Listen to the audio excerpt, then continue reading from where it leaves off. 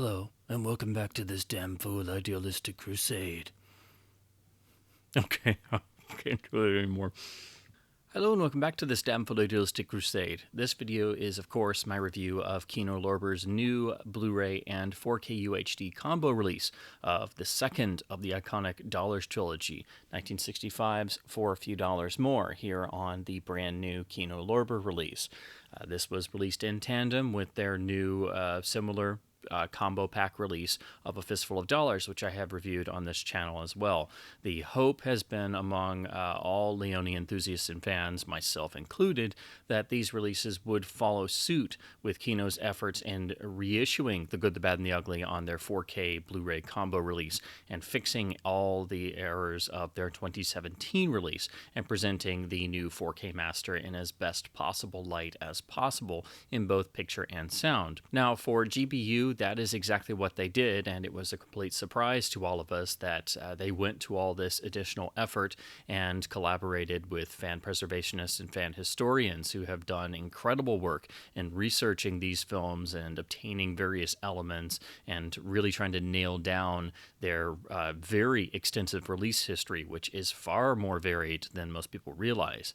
Unfortunately, when it comes to the Fistful of Dollars release, I had a number of significant issues with that disc, and unfortunately, I think it's such a mixed bag that I think it's going to be up to each individual fan to decide whether they wanted to add it to their collection or not.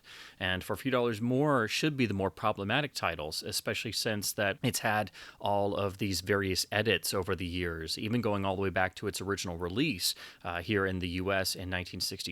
It had a number of trims, and that cut is a particular cut that was on home video for a while. So getting the film on disc is one thing, getting it complete with the entire original release version in terms of getting the entire uncut film is another issue, and also getting it with a great audio presentation of the original mono mix that has not just the full audio, but also doesn't have the synchronization problems of the majority of releases is another. So this is the one film of the three that has had significant synchronization problems on its video releases, going to at least going back to MGM's initial DVD in the late 1990s as part of their initial restoration project of the film.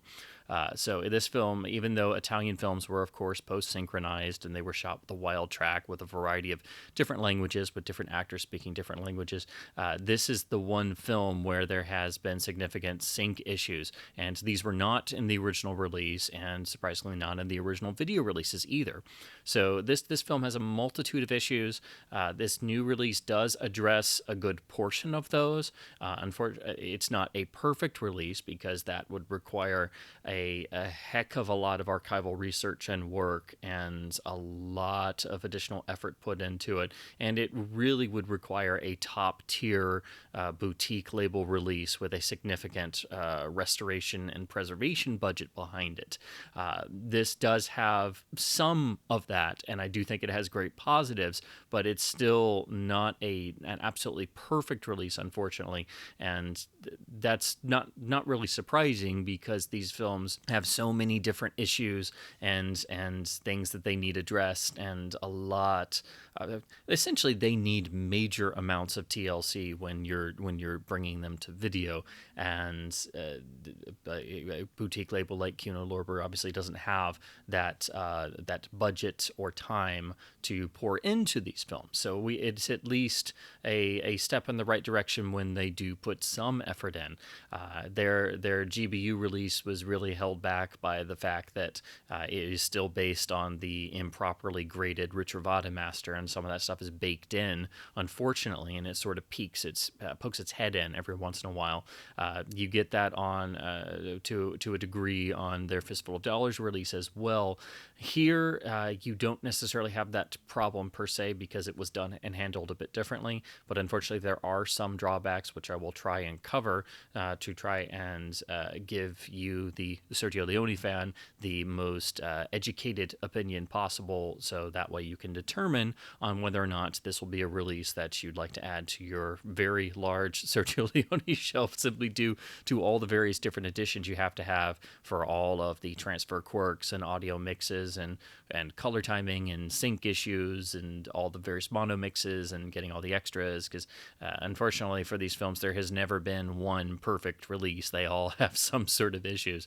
It's just because they're cursed that way on home video. So to talk a little bit about the film first, of course, For a Few Dollars More is the 1965 first sequel to A Fistful of Dollars and forms the second film in what is generally referred to as the Dollars trilogy, with the follow-up being 1966's iconic The Good, the Bad, and the Ugly. Now, for a great number of years, For a Few Dollars More has always been the sort of overlooked middle film. It's bigger, more convoluted, more complex than A Fistful of Dollars, but it doesn't have the even grander scope and primary formalized three characters of The Good, the Bad, and the Ugly. And of course, GBU is the most famous of the three. It was the one that had the biggest splash here in the US on its original release, because the first $2 films were actually finally issued over here by United Artists after the legal hurdles in clearing A Fistful of Dollars. We got the first $2 films spread out over a couple months in the lead up to GBU, and they were also paired as a double feature. So FAFDM, for short, has always kind of gotten a little shortchanged, because people might talk about A Fistful of Dollars being so groundbreaking and starting the series, and GBU is so iconic that it's very easy to just sort of gloss over the middle film. But it is an absolute key film in Sergio Leone's developing career. This is the first time where he starts playing around with his style by stretching out and showing this confidence after A Fistful of Dollars. It builds upon his visual style that had emerged there, and Massimo Dallamano returns to lens FAFDM, giving a sort of visual unity to the first $2 films that helps to make them feel a bit different to GBU. This is the first film where, and not just the story, but in terms of the pacing, this is the first film where Leone really starts to play with the passage of time. In Fistful of Dollars, we got a little bit of that before and during the various gunfights and duels, but we only got flashes of sort of playing with the passage of time. Here in For a Few Dollars More, it's the first time that's a dedicated theme of the film, and we also have the first appearance of a flashback that is doled out over time, over the runtime of the film in little pieces or flashes. This will become another Leone trademark, so it can be viewed as basically, I mean, it's really his third time out as a director once you count Colossus of Rhodes, but when you look at the first two films in the Dollars trilogy, the increase in confidence in For a Few Dollars More is just off the charts. But it allows this sort of inherent freedom for Leone to start playing around with more things that he wants to do. But it doesn't get to the much more elaborate points and the even longer runtime that it does in GBU. So there's still a great degree of focus, and not just the storytelling, but the narrative and the runtime as well. So this film is 2 hours, 11 minutes, obviously a big jump over Fistful of Dollars, hour and 40 minutes, but still nowhere near the 161-minute runtime, basically 30 minutes longer, of the international cut of GBU, which of course was also closer to 3 hours in the original Italian release version. So in the next film, Leone would stretch out even further, and then, of course, and once you get to Once Upon a Time in the West, he really goes into the flashback structure and playing with the passage of time, because it actually, when you look at it, it technically is a less sprawling narrative and has less story than GBU does, but it has, pretty much the same runtime as the international cut of GBU, but it's even more experimental on continuing this line. And they only would continue that further with Duck-You-Sucker and culminating in Once Upon a Time in America, which is the ultimate example of his playing with the passage of time due to its unconventional flashback structure that goes in and out of time sequence. So all of that you can trace back to For a Few Dollars More. And of course, the notion of the passage of time is worked directly into the plot with the central motif of the chiming pocket watches, which are perfectly tied in to the flashbacks and the character backstory that is doled out over time. And by doing this, as Leone would do in all of his various films with his screenwriters, this is giving you the little bits of business to get you interested. It's a mystery because the first time you see the film, you don't know what's going on, and you don't exactly know how this is going to play out. You don't know why you're getting these flashes, and it's a really ingenious method of keeping the audience engaged and excited. And it also should once again be remembered that these films were designed for very rowdy and talkative and boisterous Italian audiences in the 1960s cinema. So they had to be entertaining.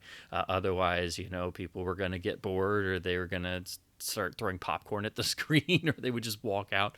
So there had to be that same factor that was in play in A Fistful of Dollars coming into this film. And of course, the great success of Fistful cannot be overlooked because that blew the doors open in terms of the Italian film industry and started off what became the Italian Western boom, or the spaghetti Western boom, as people might know of it.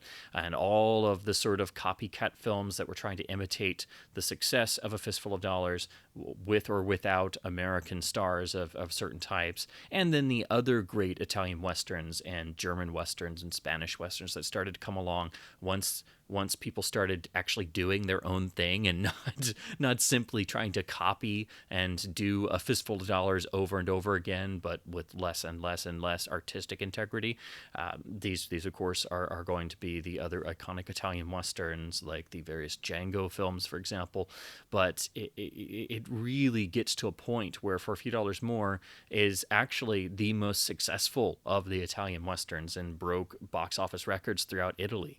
It's really the high water mark point for the Italian Western and for Leone's career, because it was that successful, and it's sort of the crest of the wave, because after that point, whereas GBU comes out the next year, it did not actually achieve the exact box office results of For a Few Dollars More in Italy, because it's again the sort of the wave of it. The Italian Western had peaked because there were so many being cranked out that audience interest obviously did start to wane a little bit. So there's a little bit of box office fall off from FAFDM to GBU, but that's not counting the international market, where like us in the US, we got the film slightly later.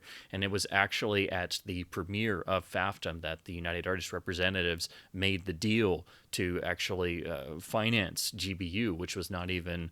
They had no ideas at that point, so they just started making up stuff because the UA representatives saw the Italian audiences freaking out in a packed house for the Fistful of Dollars sequel. So that sort of helped green light GBU, and then of course UA picked up the other two films to then release over here. So For a Few Dollars More absolutely builds upon A Fistful of Dollars as its foundation. So we have the majority of the same cast and crew coming over into the next film.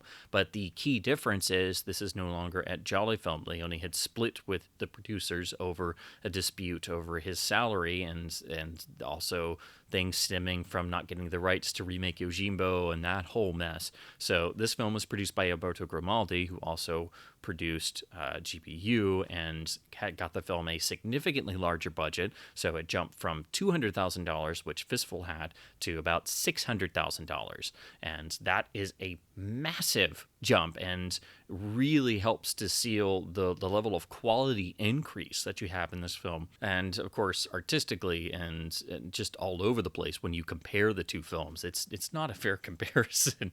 I mean, A Fistful of Dollars is so unbelievably promising and has such tone and such wonderful atmosphere, but you get to it for a few dollars more, and it is just a quantum leap forward. We have the same key players returning. So Massimo Dallamano as cinematographer, Carlo Simi outdoes himself with his absolutely breathtaking Western sets.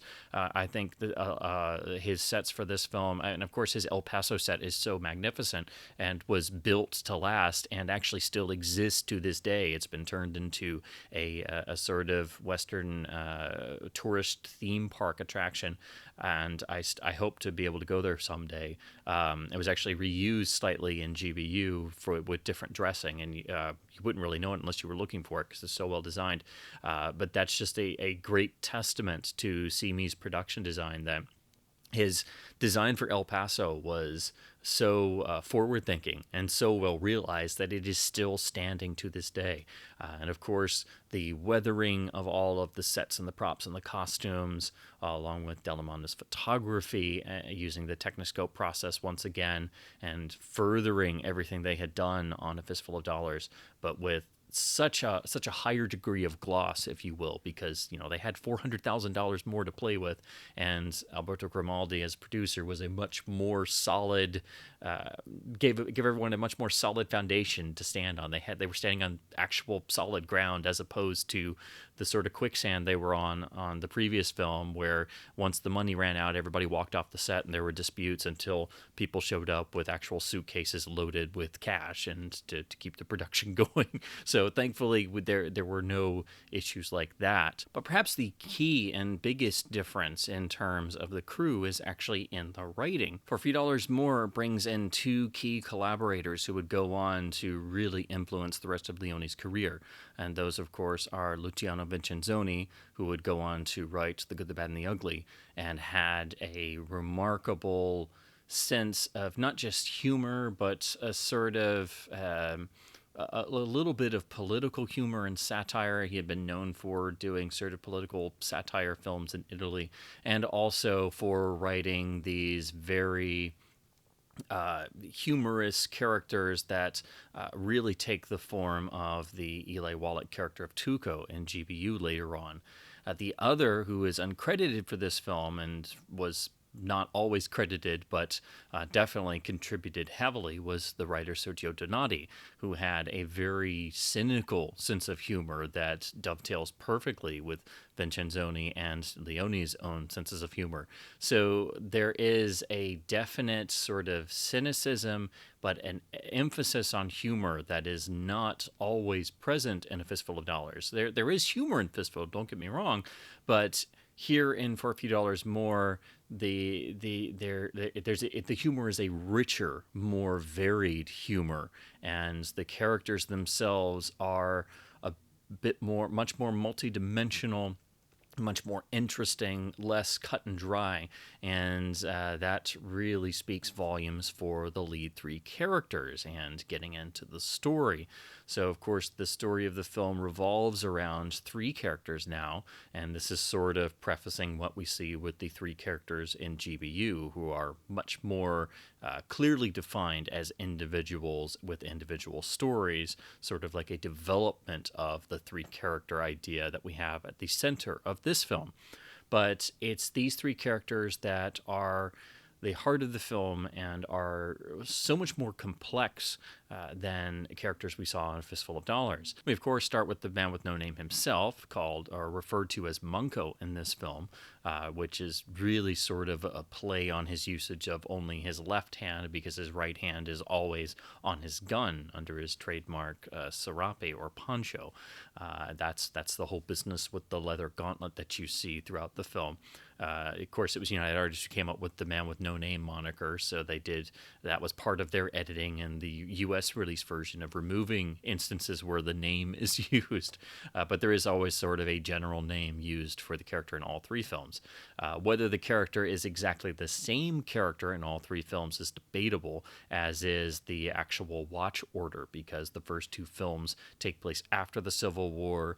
GBU takes place towards the end of the Civil War and sort of acts like a prequel to the first two films in terms of the Blondie or Eastwood character, only only requiring the famous poncho at the end of the film and sort of it being like a trial by fire for his character to fully emerge as the character we know and love from the first two films. So there's always fun bits of fan theory you can come up with, but generally speaking, the films are loosely grouped together in this sort of trilogy, either starring the same character or versions of the same mythical character. But there is a greater confidence in Eastwood's performance, but also an increase in the levels of humor and the way that the man with no name, or Manco, interacts with the world around him. So it is a richer, defined characterization than what we got in Fistful, but it builds upon that. So it's a more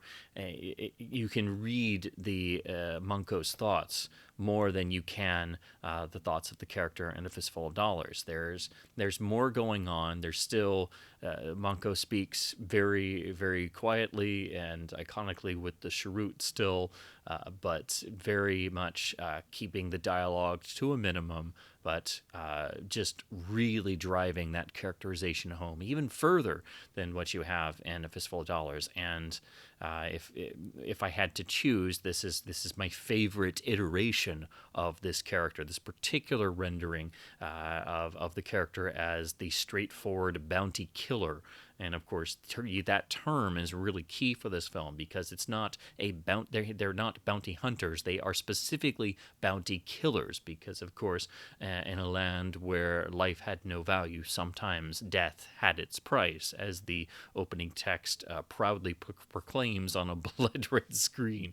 But that just gives you that darker tone of the world of the Leone Western, but with a nice, cynical, humorous touch. I think is a dead giveaway of the additional humor ingredient that starts to really take flight here in this film, courtesy of the two additional screenwriters. And then we get to the villain character of El Indio, played once again by the great Gian Maria Volante, who is a complete 180 from the character of the very polished and held together Ramon in A Fistful of Dollars.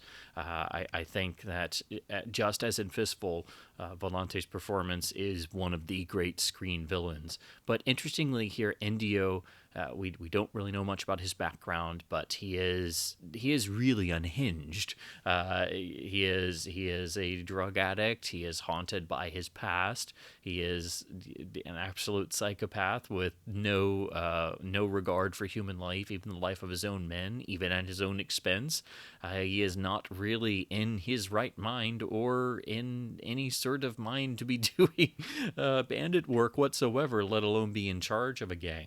He, of course, starts the film in prison and has to be broken out. So it's a very interesting, strange choice for a film of this time to have such a multifaceted and not necessarily the most altogether villain or head villain, but Indio is such a fascinating character, even more so because he is an extraordinarily flawed character who these flaws manifest themselves in different ways, and it gives him this quality of being beyond unpredictable. So it's a character and a performance you just can't look away from. It soaks up the screen, and Volante, being this great theater actor, is just 500,000% invested in every scene and sequence.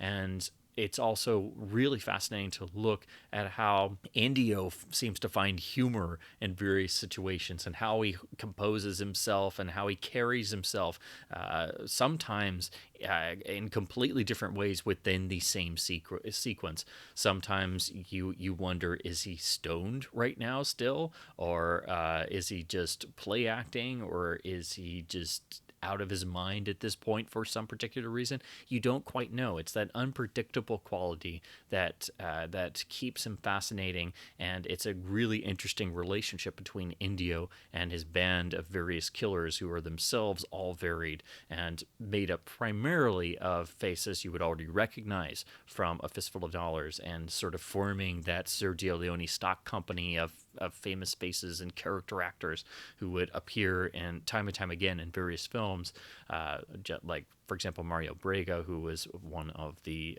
Rojo Gang in A Fistful of Dollars.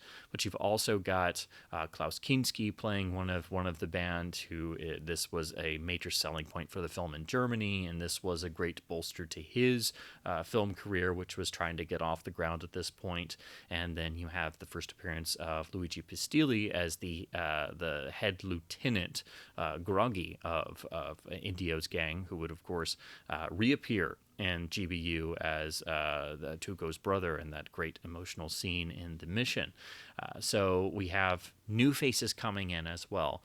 And of course, the greatest and most important of these new faces who would become a iconic Leone character is the appearance of another stalwart of American Westerns who had, as of yet, gone unrecognized and unheralded. So just like pulling Clint Eastwood from his Rawhide seasons and putting him smack into an Italian Western, Leone tried to get as any of his great favorite actors and iconic legends to play the character of Colonel Mortimer, who was conceived for, obviously someone like Henry Fonda, who Leone tried to get and couldn't get, or Lee Marvin, who Leone almost got, but he wound up doing Cat Ballou instead. So once again, it was the same situation, trying to get someone, trying to get an American star, trying to get an iconic legend, can't get them, can't afford them, or they're not available, or they're not interested, or they don't want to do an Italian movie. The word of mouth hadn't quite gotten there yet. So once again, Leone got desperate, and he was trying to find somebody, and they hit upon Lee Van Cleef, who had been in countless westerns in both film and television, and was always one of the most incredible presences in any film, simply from his intensive facial features and eyes. As Leone and others described, his eyes could burn a hole through the screen simply by staring, which of course they can. But at this point, Van Cleef's career had not really ever taken off, and it was possible that he was actually considering quitting acting entirely, and until this offer showed up and some money and just get on a plane and get to Italy and Spain to make this picture. And sort of as Eastwood had a trial by fire on A Fistful of Dollars, Van Cleef sort of comes into the same scenario. And for my money personally, just as Eastwood had with the character of the Man with No Name, and just as Eli Wallach would have in the next film with the character of Tuco in GBU, I think the role of Colonel Mortimer in For a Few Dollars More for Van Cleef was really the role of a lifetime. It made him a star overnight in Italy. He went on to make many other Italian and European westerns and other films throughout Europe, where he got fantastic paydays and was finally getting recognition as a star that he so richly deserved and never had gotten in the U.S. And then that sort of helped to finally translate that over to U.S. roles, just as it did for Eastwood before him. So it's sort of a similar type of pattern. But what Van Cleef does with the role of this haunted yet methodical older bounty killer who has a past from the Civil War and has this dark moment from his past that has haunted him and changed his entire life that we don't necessarily know about, he creates an entire sense of this person that goes beyond the simple description that's on the page. It's just the same thing as what Eastwood does with the characterization of Bunko. We don't necessarily know what these characters are about at the beginning of the film because we don't have their backstory. We don't know anything about them, but simply through the events and the way the performances are handled and modulated, you get a sense of who these people are. And there's a certain warmth and a humor and a sort of bemusement that Mortimer has throughout the film, being the older of the two. And this also is one of the film's great allusions to other Westerns. Leone was a Western fanatic, and as I talked about in the other films, it is you can't escape his Western fandom.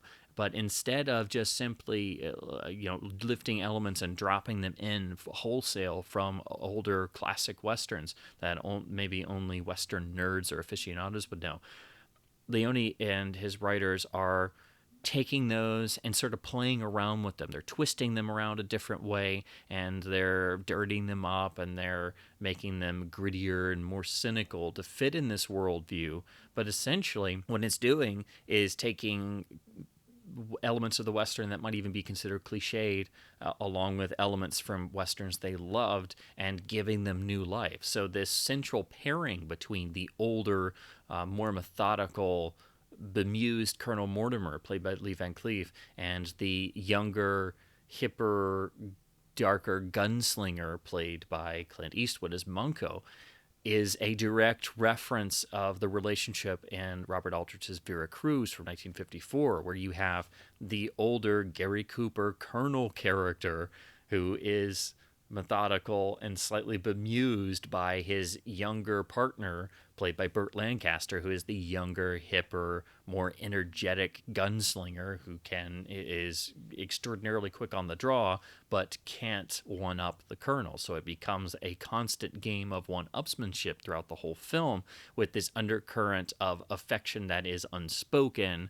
but clearly there between the two, and this mutual respect that develops, and this constant, cynical, fun one-upsmanship. That is directly replicated in this film, but it is modulated differently, and it's done differently to give it new life and make it feel fresh again. So it's a great example of Leone applying his love of classic Westerns and specific Westerns that he loved, and finding new ways to tell stories with those elements and work them in to the film he was doing. Once Upon a Time in the West is probably the greatest example of this, but you get it throughout the Dollars trilogy. The emotional core of the Mortimer character that we get hints of, we automatically like this character as soon as we see him. But we know there's something going on under the surface, and that somehow this ties to the Indio character. So we're already, as I mentioned before, we're getting little pieces of the backstory that also get augmented by the flashbacks that Indio has when he's in his drug-induced hazes. And then we start to see just how interconnected these elements are, and that they directly tie in a physical way, because we have the actual physical manifestation of the past in the pocket watches with the iconic chiming music that Ennio Morricone came up with. And this, of course, is another direct nod. This is a nod to the usage of the pocket watches in the classic Western, The Bravados, with Gregory Peck, which it was a great favorite of Leone's as well. But again, it wasn't simply, oh, that's great, let's just use that. Instead, they found a way to develop that idea and fuse it into their story, instead of just what we get most of the time of just direct lifted elements just dropped into a new story, and it's like hitting you over the head with a hammer. This is an iconic part of the film. You can't really think of the film without hearing the chiming in your head and seeing in your memory the pocket watches with the small photograph inside, and then the fact that both Mortimer and Indio carry identical matching watches that play the same theme, and they're both obviously haunted by something that represents in their memory. That's giving us that shared connection, even though we don't have the backstory yet. We won't get the backstory until the very end of the film, so it's already laying the groundwork for this sort of inherent mystery to keep the audience engaged the whole time. And so the audience sort of takes the place of Munko, being the outsider, seeing this sort of direct relationship between the other two men that culminates in the final duel that is actually refereed by Munko. So it's a brilliant way to use three characters, and it's setting the stage for the three-character narrative that's much more sharply defined in The Good, the Bad, and the Ugly that comes in the next year. But again, the warmth, the intelligence, the tenacity that Lee Van Cleef brings to this role of Colonel Mortimer is really that of an actor who is sinking his teeth into something and really getting that sense of fulfillment that he probably had not gotten to that degree before. This was a starring part. So again, it is very much what Eastwood had gotten on the previous film, A Fistful of Dollars, and the scenes between the three characters, or when it's Van Cleef and Eastwood on screen together, they just have a magical spark and energy, and the byplay is beautiful.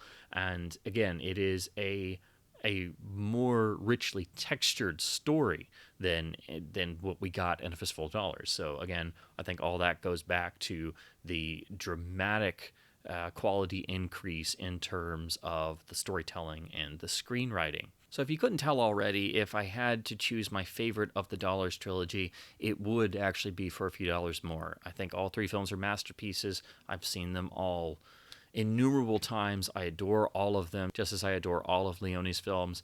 But because For a Few Dollars More has all of the great elements already developing in it that would come to the forefront in all of Leone's later films, it has that promise of the greatness that was to come and all of the tried and true, I guess, if you will, Leone-isms. But it has a greater degree of narrative focus. It's a tighter film because it is only 2 hours and 11 minutes. It's not getting close to a 3-hour runtime. It has more room to play with because it is a longer film than A Fistful of Dollars. It has a much greater budget, in a $600,000 budget with producer Alberto Grimaldi. But it has that same sort of energy that A Fistful of Dollars had, being an up-and-coming film, but it also adds that confidence of having that hit film behind you where everything went right and everything turned out right and everybody loves it. So now you can do more, you can go bigger, you can go better, but again, without losing that intensive narrative focus. So I think For a Few Dollars More has all of the pluses of both A Fistful of Dollars that came before it and all the films that came later. So not only is it my favorite of the Dollars trilogy, but if I had to choose my favorite Sergio Leone film, it would be For a Few Dollars More. But that's just my own personal opinion. Again, I love all of the films dearly, pretty much equally, but For a Few Dollars More is the one that just feels the most special to me. It's the one that resonates just slightly more. It has the best of everything, I guess is the best way to put it. It has all of the iconic Leone elements. All the key players are there in both cast and crew, and it is such an improvement in all areas over A Fistful of Dollars that it is a superior experience. It is one of the greatest sequels ever made. In fact, I think it is possibly the greatest sequel ever made, right up there with Bride of Frankenstein and a handful of others that belong in that select category. And of course, The Good, the Bad, and the Ugly is there as well. But in terms of being a quantum leap over its predecessor in every single aspect, from from the set design, from the costumes to the cinematography to the writing to the direction, it's all there, and is capped off by Ennio Morricone once again composing an incredible, life-changing masterpiece score that itself is not very long. And it's amazing when you realize just how little amount of score there is, but it is far, just like the film, is far more fully realized and fleshed out and directly tied into the characters than what the score did in A Fistful of Dollars. And that is all hinging around the hugely important to the actual plot and story and internal character motivations of the pocket watches and the flashback to what happened in the past. And the theme of the watches themselves are directly tied into the score and help to form the distinctive character themes, because we do actually in this film have a specific character theme motif for all three main characters. So Indio has his primarily on a Spanish guitar.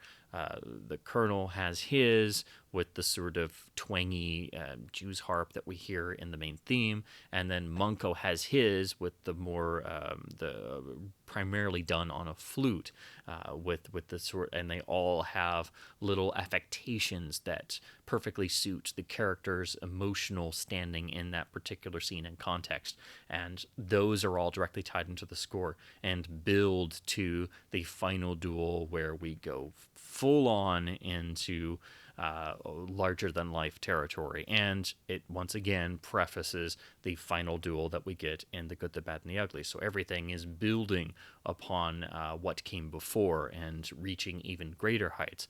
But in my humble opinion and just my own personal feelings, I think For a Few Dollars More is the film that it's that sweet spot. It has everything in it, but it still has great focus. It has a tighter runtime. It has energy, and it has great warmth and great humor to it, all with a great undying love for the classic American Western. It is one of the greatest Westerns ever made. It is just an incredible experience, and my personal favorite of not just the Dollars trilogy, but my personal favorite of all of Sergio Leone's work. So that's my little talk about the film. Now to turn to the brand new Kino Lorber release. This is in many ways an updating of their previous Blu-ray disc, which was the first appearance of a brand new master. But unlike what happened on the other $2 films, this time Kino apparently stepped in after Richard Vada had done the scan in Italy in 4K. And Kino stepped in and apparently did their own color grading and sort of took over the process before the film could get hit with all that terrible, baked-in, awful color grading that Richard Vada is known for and did to the other $2 films. So technically, FAFDM should be miles ahead of the other two films because it's not having to correct those issues baked into a master they're provided. And in that respect, it actually is, but I think in doing that, that caused some other issues to sort of slip through, because when you look at it closely, and this is actually visible when you're watching the film, you don't have to go through and try to be eagle-eyed when you watch the transfer and you're actively looking for things. There are a couple little quirks that poke through that I'll talk about when I get to the video portion of this review. But just to give you an idea of what they were working from, this was a new Richard Vada scan, but basically Richard Vada did the scanning and the base work, and then apparently Kino stepped in and just sort of took over. Again, it is very difficult to figure out exactly what happened because Kino doesn't ever really give any information outside of some generic statements, so that's just my best educated guess from what I've been able to sort of dig up, which unfortunately isn't very much. But the bottom line is this does not have the same baked-in color problems that the other two films in the trilogy had. So that's already a positive. Now, to talk about the film and its release history and all the problems that you would face when you're talking about releasing this film on disc, For a Few Dollars More is the film that has the most problems in terms of its edit. There are many different versions floating around, and they all usually have little trims, some dating all the way back to the original theatrical release in different countries, and different countries had different edits. What this means is most video releases are missing little chunks of footage scattered throughout the film, and when you add them up, it totals, I don't know the exact runtime off the top of my head, but it's about 2 to 4 minutes. It's primarily concerning several sequences, most especially the beating that takes place towards the end of the film, where Munko and the Colonel are caught by Indio's band and their identities are revealed, and then there's an extended beating sequence that sort of follows the same story purpose as the torture of the Man with No Name and A Fistful of Dollars. Well, because of its violence, that scene was heavily trimmed in most countries, and so most video releases have that scene with very obvious jumps, and the soundtrack doesn't really match. And if you've ever wondered why on past releases that scene feels weird, it's because there's big chunks missing. So it's only on certain releases where that's fully intact, or it was recreated to be the uncut version of the beating. But there are several sequences throughout the film where that does happen. That's just the biggest example. So in presenting this film on disc, the biggest thing you want to do is make sure that it is the complete version. And only a few releases have actually done that. And in fact, there's really only 3 releases that could claim to be either fully complete or mostly complete and uncut. Ironically, the very earliest pan and scan releases on Laserdisc and VHS tape, which I have the original VHS release from Key Video here, these are actually uncut, but they do have time compression, so they are sped up a little bit, but it's strange to find that they are actually fully uncut. So if you had these back in the day, or you had these now, they are actually the full-length uncut version without any trims or edits, but you have to deal with the time compression problems. Then you have the all-important German Blu-ray release, which I have here behind me, which is region-free and paired with a fistful of dollars on this double feature.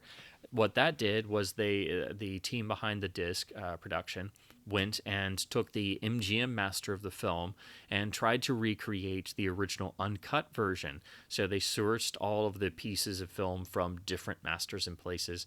They didn't have the biggest budget in the world, and they were having to work with the MGM master, which had inherent issues of its own. But they did actually recreate the full, complete version of the film for the first modern release to technically be uncut. And that's why this disc has been so important all these years, because that is the way you see the film uncut in HD, because no version on DVD had it uncut and no other version on Blu-ray had it uncut. So that's why it is so important. When Kino released their first Blu-ray of the film, it was hoped and thought that they would include the complete version of the film, but unfortunately that was not the case. And actually in one instance, a Kino representative actually insulted the German disc, which was very strange, and also felt very much like the sort of bad responses that happened surrounding the original 2017 Kino release of The Good, the Bad, and the Ugly that had all the various issues.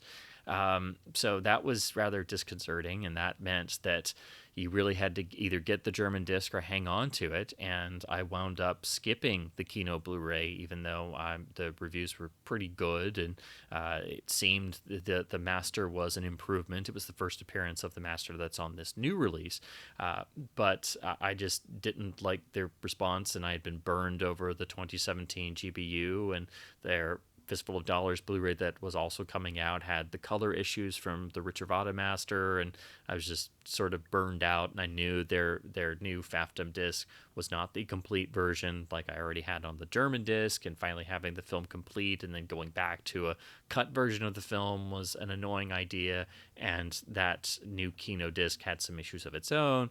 So this coming to this new release is sort of me coming to this new scan and Kino mastering for the first time, because I didn't pick up the previous release. So on this new release, Kino does make the claim that it is the complete edit of the film, and they did make significant efforts to source the missing footage and insert it into their master. So that is why I say you have 3 releases to look at in terms of when they came out to actually be talking about a technically complete or complete seeming version of the film. So that is the original pan and scan releases on VHS and Laserdisc, then the German Blu-ray that actually recombined the pieces of the film and actually created a brand new complete HD master using MGM's source master as their base, and the new Kino Lorber Blu-ray UHD, which claims to be the complete version. Is that actually true? Sadly, no. It's very close, and I don't know why this happened, but it is actually missing a couple seconds. The second one, the second element is debatable. There's 2 points where it is technically missing footage when compared to the original 1980s analog releases and the German disc, and that is one sequence where Manco and the boy Fernando are talking in the city of El Paso, and it's when Manco grabs the boy when the boy is trying to con him for more coins. In the other versions, in the complete edit of the film, that shot lasts a few seconds longer. It's well, I guess technically it's more like a second and a half longer. So unfortunately, that is not on the Kino, and I don't know if that was maybe an oversight or how that happened. Admittedly, it's very minor, so that's why I say this version is almost complete, but that is unfortunately not there. And then the placement of the fade out, which comes roughly about halfway through the film, and is the point at which in the Italian original release there was an actual intermission, which was very common in Italian films, even though this film doesn't have a 3-hour runtime. So it's handled differently in all the different releases, but essentially when Manco has his line about, if there's going to be any shooting, I've got to get my rest, and grabs his saddle, goes up the stairs away from Indio's gang, and we get the fade out. Then we fade into what's the coffee pot over the fire, and then there's the shootout between Manco and 3 of Indio's band. So that's handled differently in all the releases. In the Kino version, it is very abrupt, the cutoff, and the music just sort of cuts off. So it's technically a second or two shorter than what's in the German version and the original analog releases. However, I think that's sort of open to debate because it is an intermission. It's always been kind of rough in how it's presented. I've even seen an original U.S. release print of the film, and it was all still sort of jagged there in terms of how it felt. And I think for that, and for a lot of this release, Kino used MGM's Blu-ray presentation based on their master for a reference, because it's pretty much cut and timed, just like the way MGM handled it. So I know some people have said, oh, well, it's missing footage there, but I think in that instance, it's sort of open for debate, and I can understand why it's that way. So it's always been a sort of rough break point in terms of, it's a sudden hard fade out, and usually the music gets cut off a bit abruptly. I do think the German version handles it a little bit better, but it's not like, there's a whole scene missing or something. So I can understand why that happened, and I can understand that why that was done. And again, it seems like they were following the MGM disc as their reference. So really what it's missing is that extra second of the shot where Manco grabs Fernando. So technically it's not complete. It's very close. Everything else is there. So that's why I can still recommend this disc, but technically calling it the complete edit is a bit of a misnomer, because it's like 99.99% complete, and all the stuff missing from US releases all these years is there, except for like 3 or 4 additional seconds, so it's not complete. So it's like, I don't know why that extra second or two is missing. Again, I think the fade out is just because they did it to match MGM's master, and I'm fine with that. It's the other shot that it's just like, it's so close. It's like, why isn't that there? So unfortunately, it is not the 100% complete edit, but it is 99.99% complete. So thankfully, everything else is there and has been placed properly. I will say that there are noticeable drops in the quality of footage scattered throughout the film, because they are making a sort of composite master. The opening and closing English titles have been taken from another source, so there is a definite drop in quality right at the start and the very end of the film. That is simply because they sourced the titles from different elements, and they were not in the original scan done in Italy, obviously. All these scenes of additional footage that were missing from their previous master have been sourced from other places. A lot of them do seem like they may have possibly been sourced from the German disc. So the German disc has been utilized in this release, and also its audio. In fact, I think most or significant portions of this Kino release's audio track is actually reusing the mono from the German disc. Again, this is all pure conjecture, but when you're looking at the new Kino release, and if you have the old German, the German Blu-ray, you can actually compare them, and the audio does frequently seem the same. I wish they had actually credited the German disc and what they had used, and actually, given us some information of the work they did, because because otherwise we're just sort of scratching our heads and having to guess. But you will notice there are specific moments where the picture quality does drop, and that is simply because they are mixing and matching different sources in terms of those instances. So unfortunately, it is not the same hyper clear 4K master all the way through 100%. You do have to deal with those portions. That's not to say the new master is perfect. It does have issues of its own that do sort of crop up, and there is debate on why the picture quality varies even in the source 4K master itself. But again, we don't really have any information on how this work was done or really what work was done. So this is all pure conjecture. But it does seem very clear that both elements of the picture and audio of the German Blu-ray of the uncut version were utilized in this Kino release, so it makes it even stranger that the Kino release doesn't have 100% of all the footage there if they were using the German disc as a reference and a source. So that is one aspect as well. The other major problem with the film on video is the audio synchronization issue. Ever since MGM compiled their new master of the film by mixing and matching elements, that meant MGM was trying to improve the film's quality. They inadvertently created a sync error problem. This turned up on the very first DVD from 1997-1998, which of course looks like this. It's most obvious in the first 20 to 30 minutes of the film because all of the audio on the MGM releases and every other issue after that point until now is noticeably off-sync, even more so than the traditional slightly off-sync feel of Italian films because they were post-synchronized and dubbed after the fact. It is very noticeable once you start looking at these, and that problem has plagued every single video release afterwards. They all have some sort of sync issue. MGM later did a 5.1 remix for the DVD special edition that finally came out here in 2007, and that mix does correct a lot of the sync issues, but they didn't go back and fix the mono track, so that didn't help things either. So once again, ironically, the very earliest analog pan and scan releases, as I have here on the original 1984 VHS tape release, are not only fully uncut, but they don't have the audio sync error problem either. So even though they're time compressed, they are uncut and they have the sync in proper placement. So who would have thought?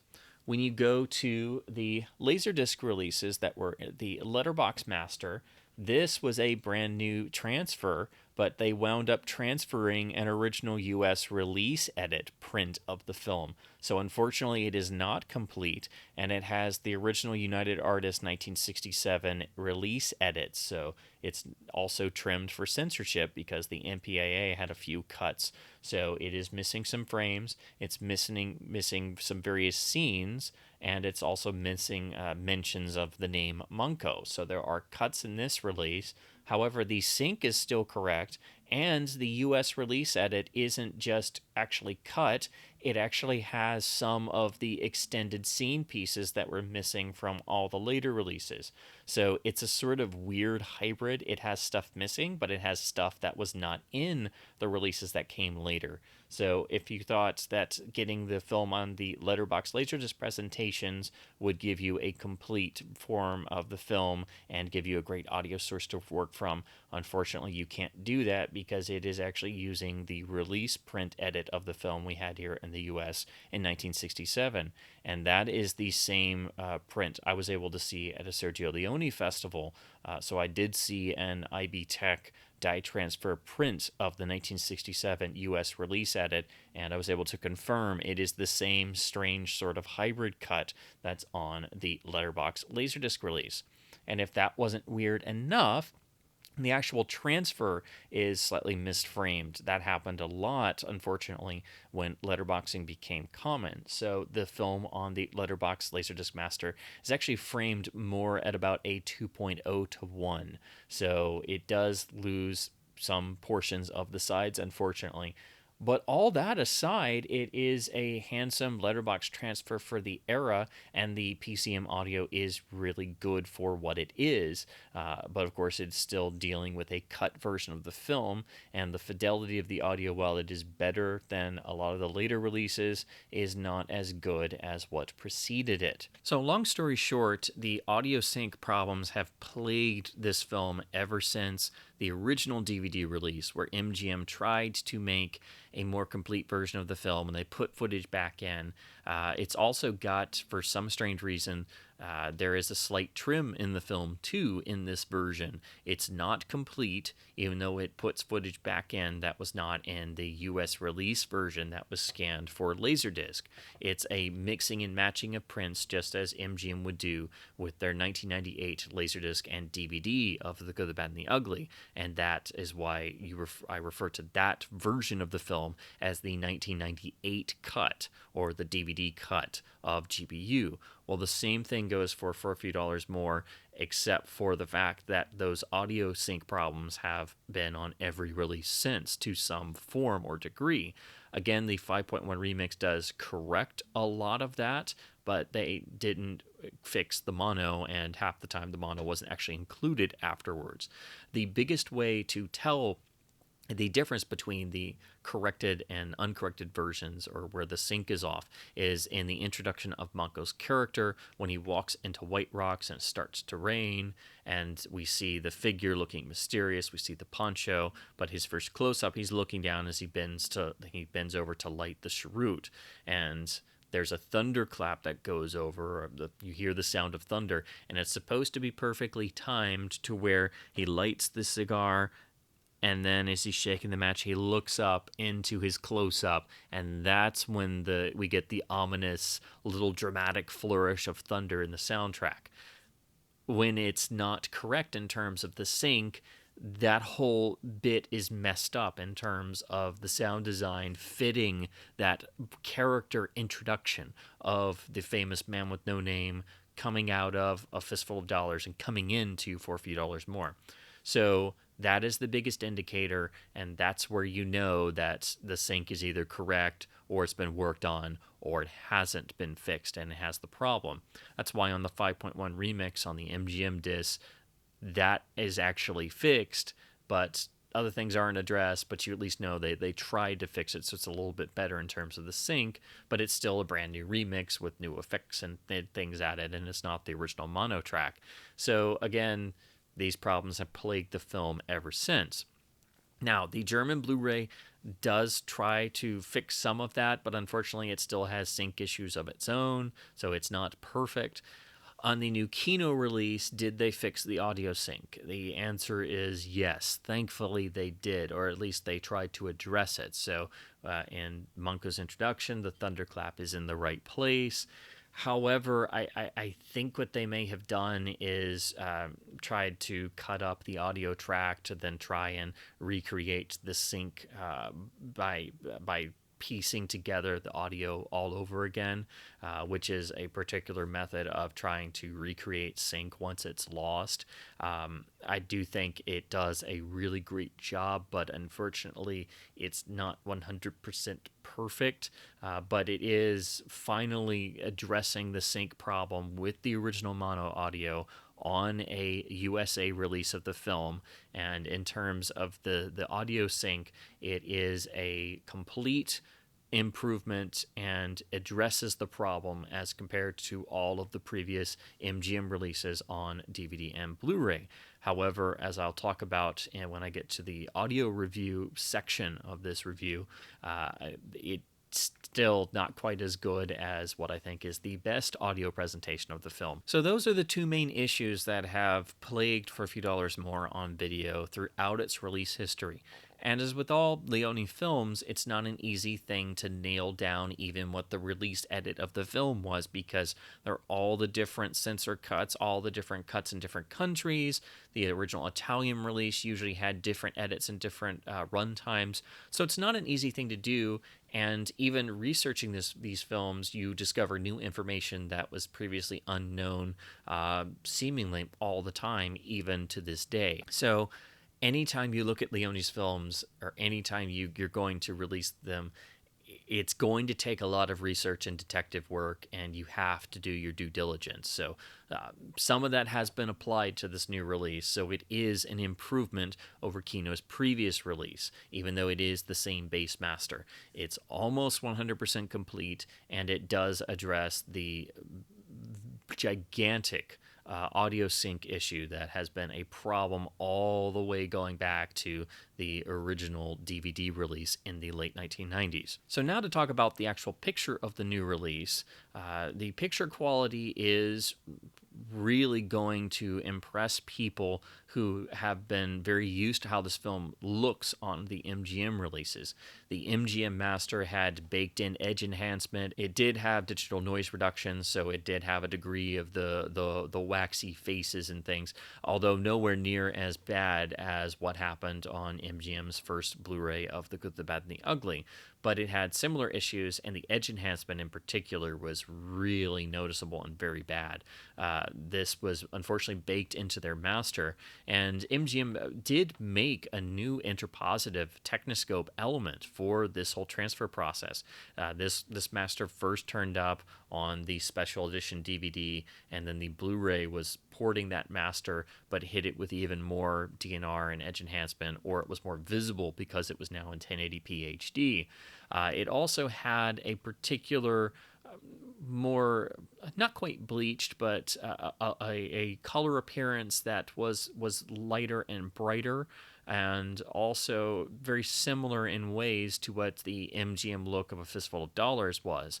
It's also hard to nail down what elements they had, because they talked about, as I said, that they made a brand new interpositive element, and it seemed like they were working from original camera negative, but apparently this new Italian scan for the Kino releases is working from original camera negative, and so I don't exactly know what MGM was working from. I want to say it was probably some sort of US element like what they had on A Fistful of Dollars, because I'm pretty sure all the camera negative materials for the two films reside in Italy and not in the US, being Italian films and Italian produced originally. But the MGM versions had a particular look, and their master had baked in problems. The German disc, when they reused MGM's master, they did try to address that where they could. They actually used an earlier version that did not have the same DNR pass on it. Unfortunately, the edge enhancement was still baked in, but it had, more texture and detail. But that also meant it had dirt and scratches and things that were there before that final DNR pass was done. So that's the sort of trade-off. And so for all these years, when we're watching the complete version of the film on the German Blu-ray, it's got the MGM look, it's got the MGM edge enhancement, but it's got some dirt and scratches and things, because again, no release of a Leone film can be perfect.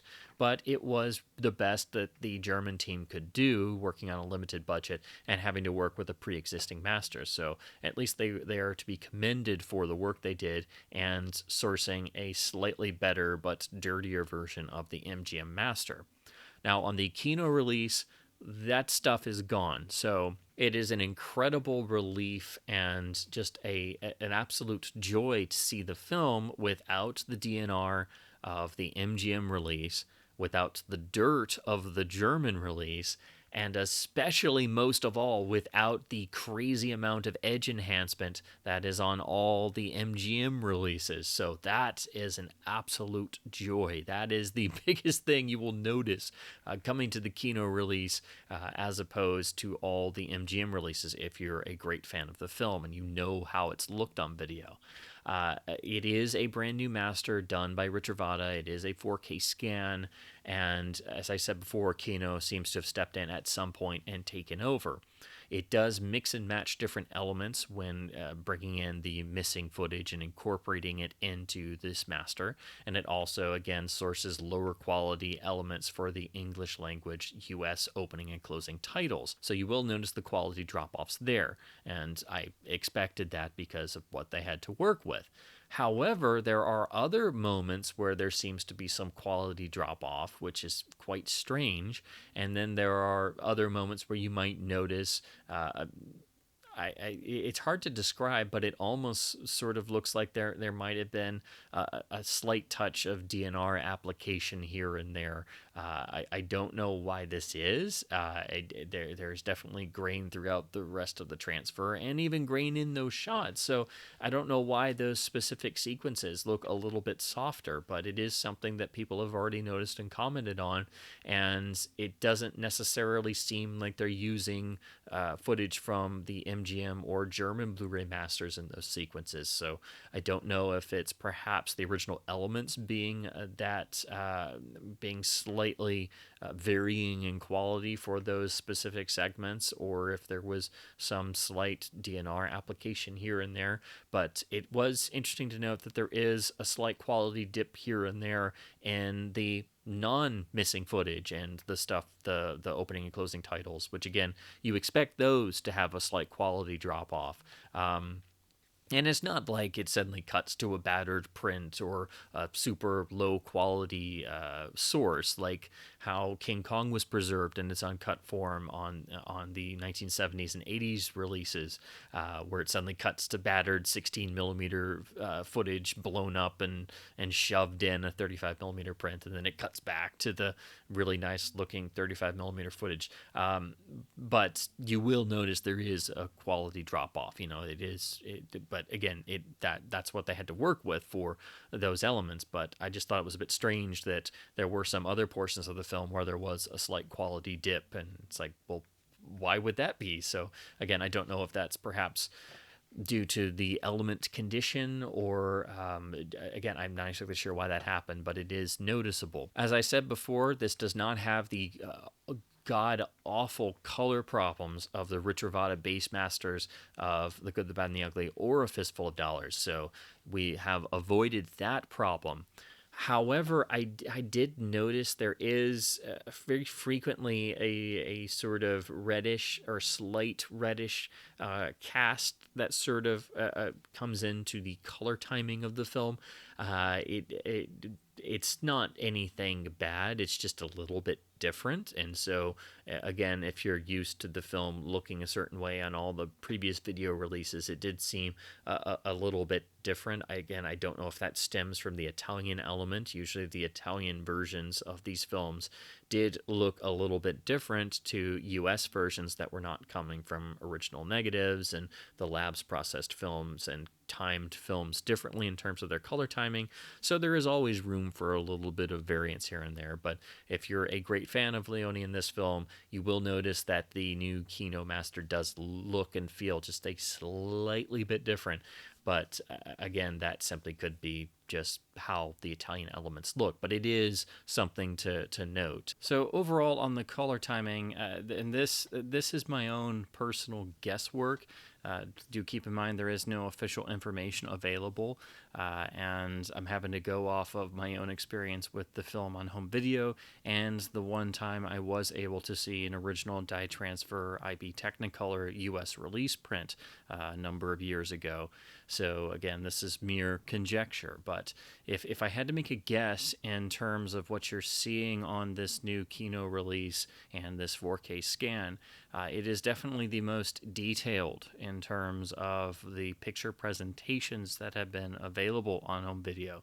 It also doesn't have some of the cropping that's on certain other versions, so you're getting the most picture information. You're getting the most amount of detail of any release that I'm aware of, but the color timing is... I don't know if it is really based in reference to any dye transfer sources, and if I had to hazard a guess as to what they used in terms of their sources to grade against, I think they may have gone back to the standard MGM Blu-ray as a grading source. And again, that's not necessarily a bad thing, but it is not a direct representation of what the original release prints looked like. For that release and that new master, MGM did make a brand new inner positive.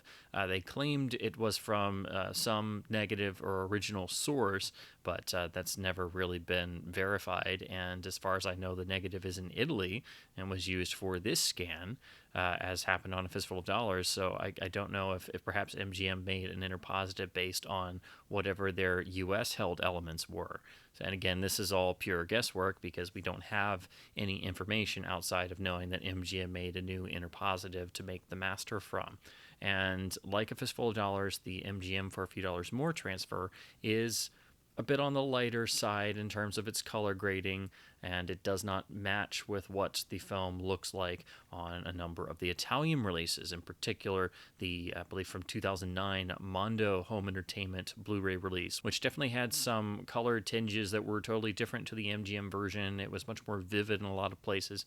I have finally been able to look at that version for myself. It's one of the few versions I've never actually owned, but I think that version in some places sort of has more of a video master approach. So I think it has some pluses. I think the MGM version has some pluses, but overall, I think this new Kino release is sort of timed in terms of its color timing again to match relatively what you see on the MGM version, although it does frequently have much better color range, and it is a far better presentation because you're not dealing with the DNR and the awful edge enhancement issues. But I think in terms of the feel of how the film comes across in this transfer and its presentation and the color timing, I think they probably used that MGM master as a sort of grading reference. And again, that's just my own guess because we don't have any information available,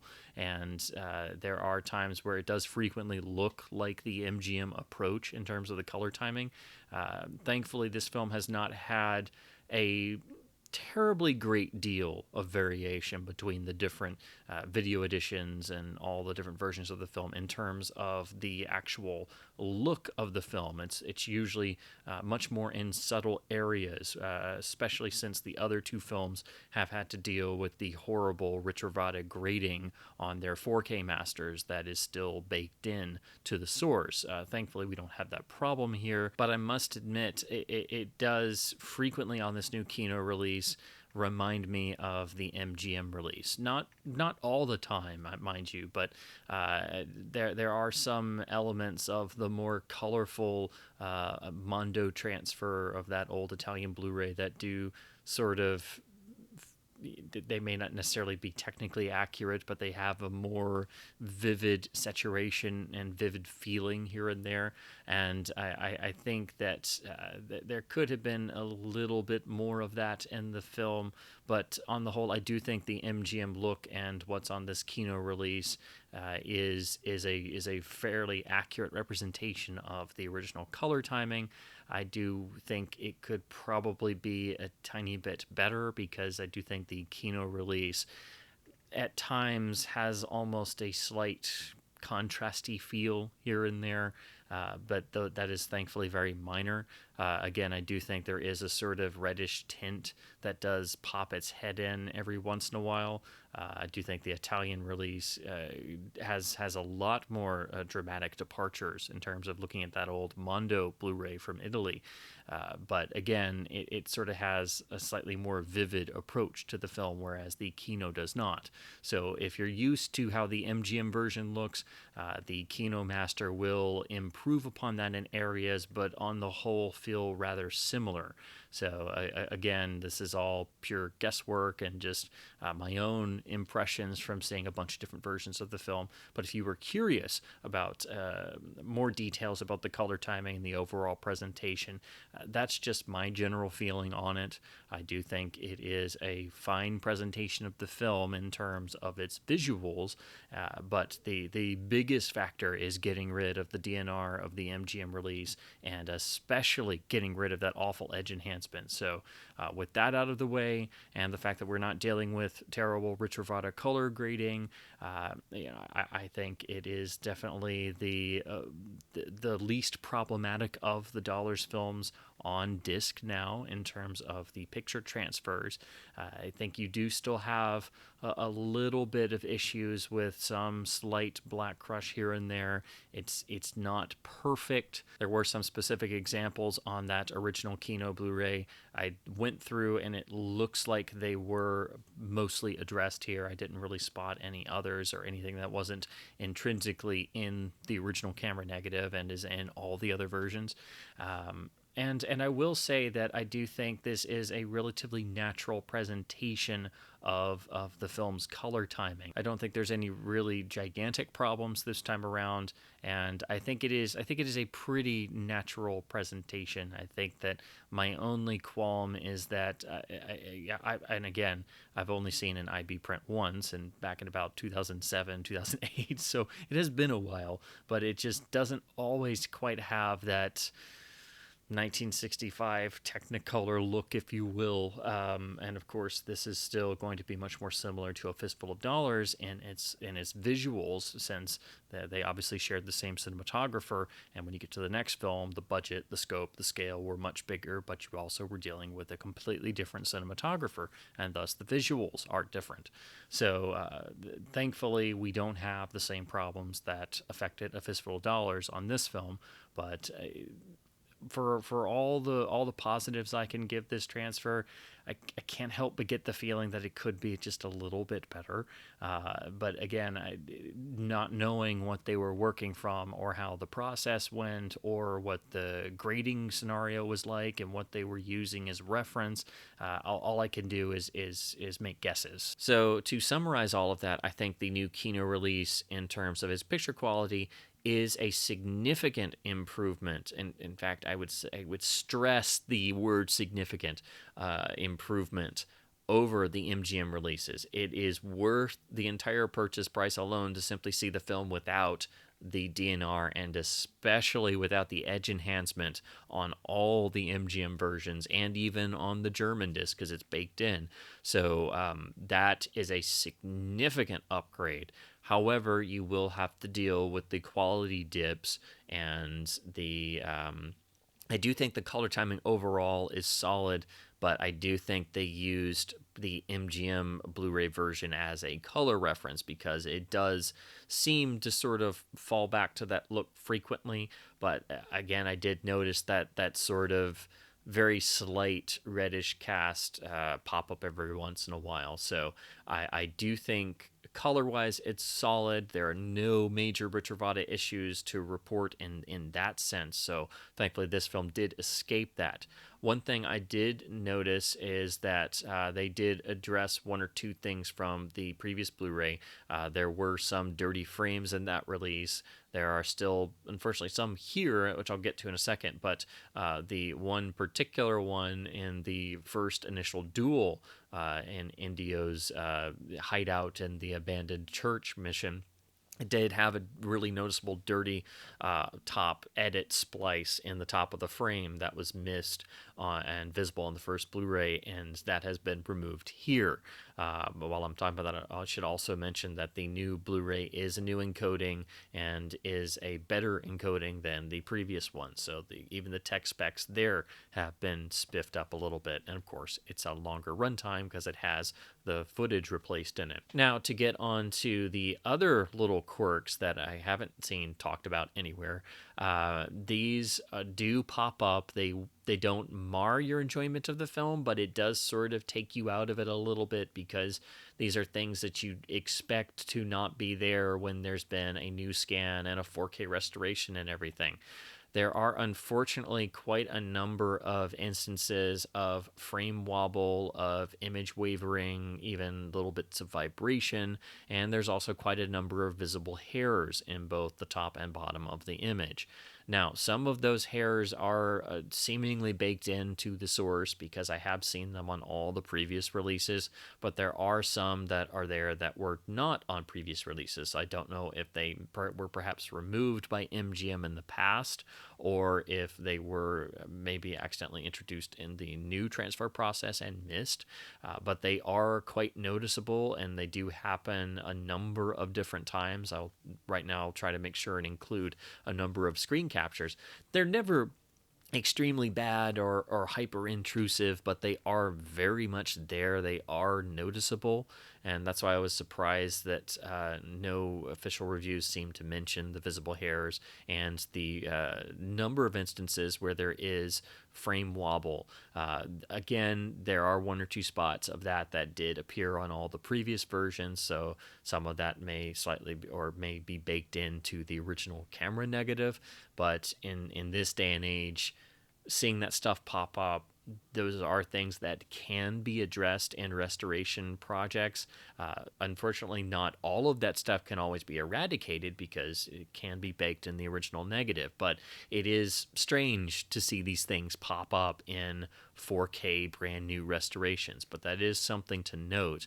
So you do have bits of gate weave. There is some bits of image wobble, and there are some visible hairs. There's also very strangely one or two spots where there's a sort of image vibration where it's not frame wobble, it's not necessarily gate weave, but it's a particular sort of motion that's very minor. But I had to actually pause and rewind and then check the disc on other players to make sure that it wasn't a sort of player issue or something. But it's in the master itself. There are two specific moments where I noticed it, where there's a sort of internal vibration in the actual image. One is when Munko is getting on his horse after the scene in White Rocks finishes, and he has this little cynical bit with taking the sheriff's badge, and you people need a new sheriff.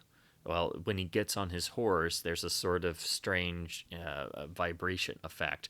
And there's also another very slight one towards the tail end of the beating scene. There's a sort of slight vibration or effect. Another really strange one, and this was the biggest one I noticed, and again, I had to double check on other players and things to make sure it wasn't a disc playback issue. But there's a one or two very, very brief but noticeable sort of slight stuttering effects. The one where you really notice it is in the scene where Indio's gang fire and shoot open the cabinet, and the camera pans down the sort of cut line that all the bullet holes have made when they go to open it. Well, when the camera pans down, it's panning down the cabinet, and as you see going down, it's supposed to be just a pan down, to sort of being like, oh, well, they didn't just open it, they just shot it open. But it sort of stutters, and it's sort of it's very slight, but it was very strange to notice, and I don't know why that happened exactly, but that is unfortunately there. That was the major instance I noticed, and fortunately it wasn't it didn't really pop up again, but that combined with the occasional visible hairs and the occasional gate weave and frame wobble and those little very, very brief bits of sort of image vibration, that was a little bit disconcerting. So I don't know if it was something that would have been fixed had Rich Ravada done all of the restoration. I always talk about their terrible color timing choices, but their actual restoration work is usually pretty solid in terms of their cleanup and everything. So I don't know if that was just stuff that made it through because Kino stepped in and took over the process before it could be color graded, or if this stuff was somehow baked into the source scan or it got introduced somehow. I'm not sure how this occurred, but it is a particular issue that I had not come across in previous versions of the film, and I thought I should make note of that because they are actually visible and noticeable when you're just simply watching the film. And again, in that sort of very brief stuttering bit, I had to make sure that it wasn't a disc playback issue. So I actually tried different players and everything. I was able to verify it's actually in the master itself. So again, I don't know exactly why that happened, but that and all the other stuff, it sort of started to make me wonder, was this just stuff that sort of slipped through the cracks or got introduced somehow? But unfortunately, I don't really have any information to go on. All I can do is simply report my own findings. All of these things are fortunately minor issues. They really shouldn't be there, but they don't mar or destroy the experience of watching the film. And I do think the inclusion of almost all the missing footage, plus not having to deal with the DNR and the terrible edge enhancement of the MGM versions, even with the quality dips here and there, I do think this is a significant improvement in overall picture quality. And I do think that for this film to date on home video, this is probably the best it's ever looked. I do think it can look better, and would hope at some point that all of the footage could be located in high quality from original sources and retransferred with 4K scans so we could have a complete 4K master. I don't know if that's possible because, of course, we don't know what elements survive, and you would really need to do a worldwide search and do a whole restoration project just for that. And obviously, Kino does not have the time or budget or money to do that, or the resources, which is understandable. But essentially, this is a significant upgrade in picture. It's not perfect, though, and it is a bit of a shame that we still can't get these films 100% all the way there and perfected across the board. But again, that would require, like the finance and backing of a major studio. It would require a lot of time and money and manpower and a lot of research and different vaults and different holdings globally. So hopefully that can happen at some point. But as I said, for my experience with this film on video, I do think this is the best possible picture quality that you can get to date. Again, it is not perfect, but it is a significant improvement over the MGM versions, and I can recommend this on the picture alone. That is, of course, with the handful of drawbacks to keep in mind. So this is not a perfect transfer, and you will have things pop up, and you will see some hairs and some frame wobble, but at least you don't have the DNR of the MGM version, and you especially don't have that awful edge enhancement, and you don't have Retrovada color problems either. So make of that what you will, but I do think this is worth it for the picture quality in comparison to all the previous releases. Now, to move on to the audio section, we have, as with Fistful, we have a brand new 2.0 mono track, and we have a 5.1 track. As Kino has done before, the 5.1 seems to be an upmix of this mono track, just simply in the 5.1 container for those who insist on always having 5.1 or any sort of multi-channel audio. As I've said before, there is no reason to have this except for those who want it. These films were not designed for multi-channel audio. They were designed for mono. They should have mono. But if you want that, that's fine. And at least there's now a sort of 5.1 purist option, if you will, but I don't recommend using that ever because these films should be experienced in mono as they were intended. The film only contains English language audio from the original dub on this release, so unfortunately there's no inclusion of the Italian audio, which is a shame because these are Italian films and the Italian mixes were done first and are iconic themselves, and I always hope that Leone releases will also include the original Italian mono, but that unfortunately never really happens with US releases. It's understandable, but I wish they would keep at least some of the foreign dubs of these films. Now, the audio itself for the film being a 1965 Italian film done in the Italian method, everything being dubbed and post-synchronized and with the equipment of the time, and then we're talking about an English dub done with other elements done really a year or two later for the 1967 release. It's already having being generations removed in terms of material. Basically, what I'm trying to say is it's only ever going to sound so good. It's going to be comprised of the elements of its time.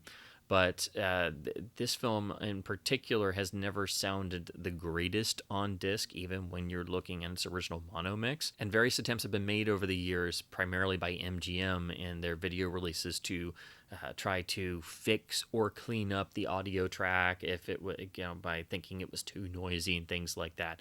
And this is where you have all the bits of noise reduction and different passes made to try and clean up the audio to a more modern standard.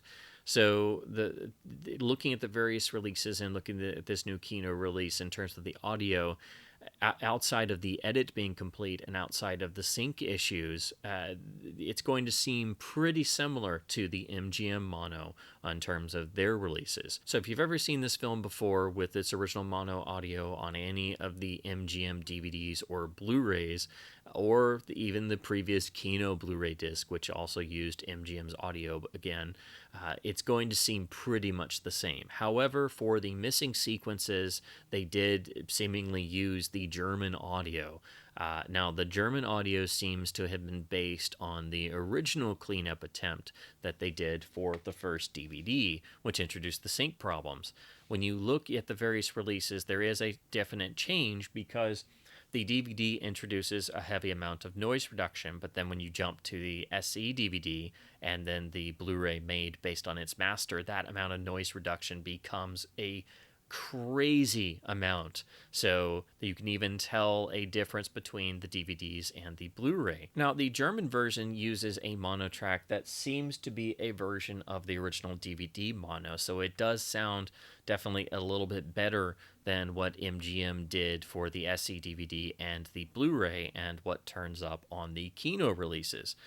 But it still has noise reduction and it still doesn't sound that great, and the missing footage is sourced from various elements and all of them sound pretty bad. So pretty much it is what it is, but it's a hodgepodge track. It's a compilation track of different sources, none of which sound that good, but at least for the majority of the film, it sounds more like the first MGM DVD, so it doesn't have the crazy levels of noise reduction the later versions have. Unfortunately, what this means is while the Kino versions still sound fine because they sound like what the MGM versions sound like on Blu-ray and the SE DVD, they're primarily based around that heavily noise-reduced mono track.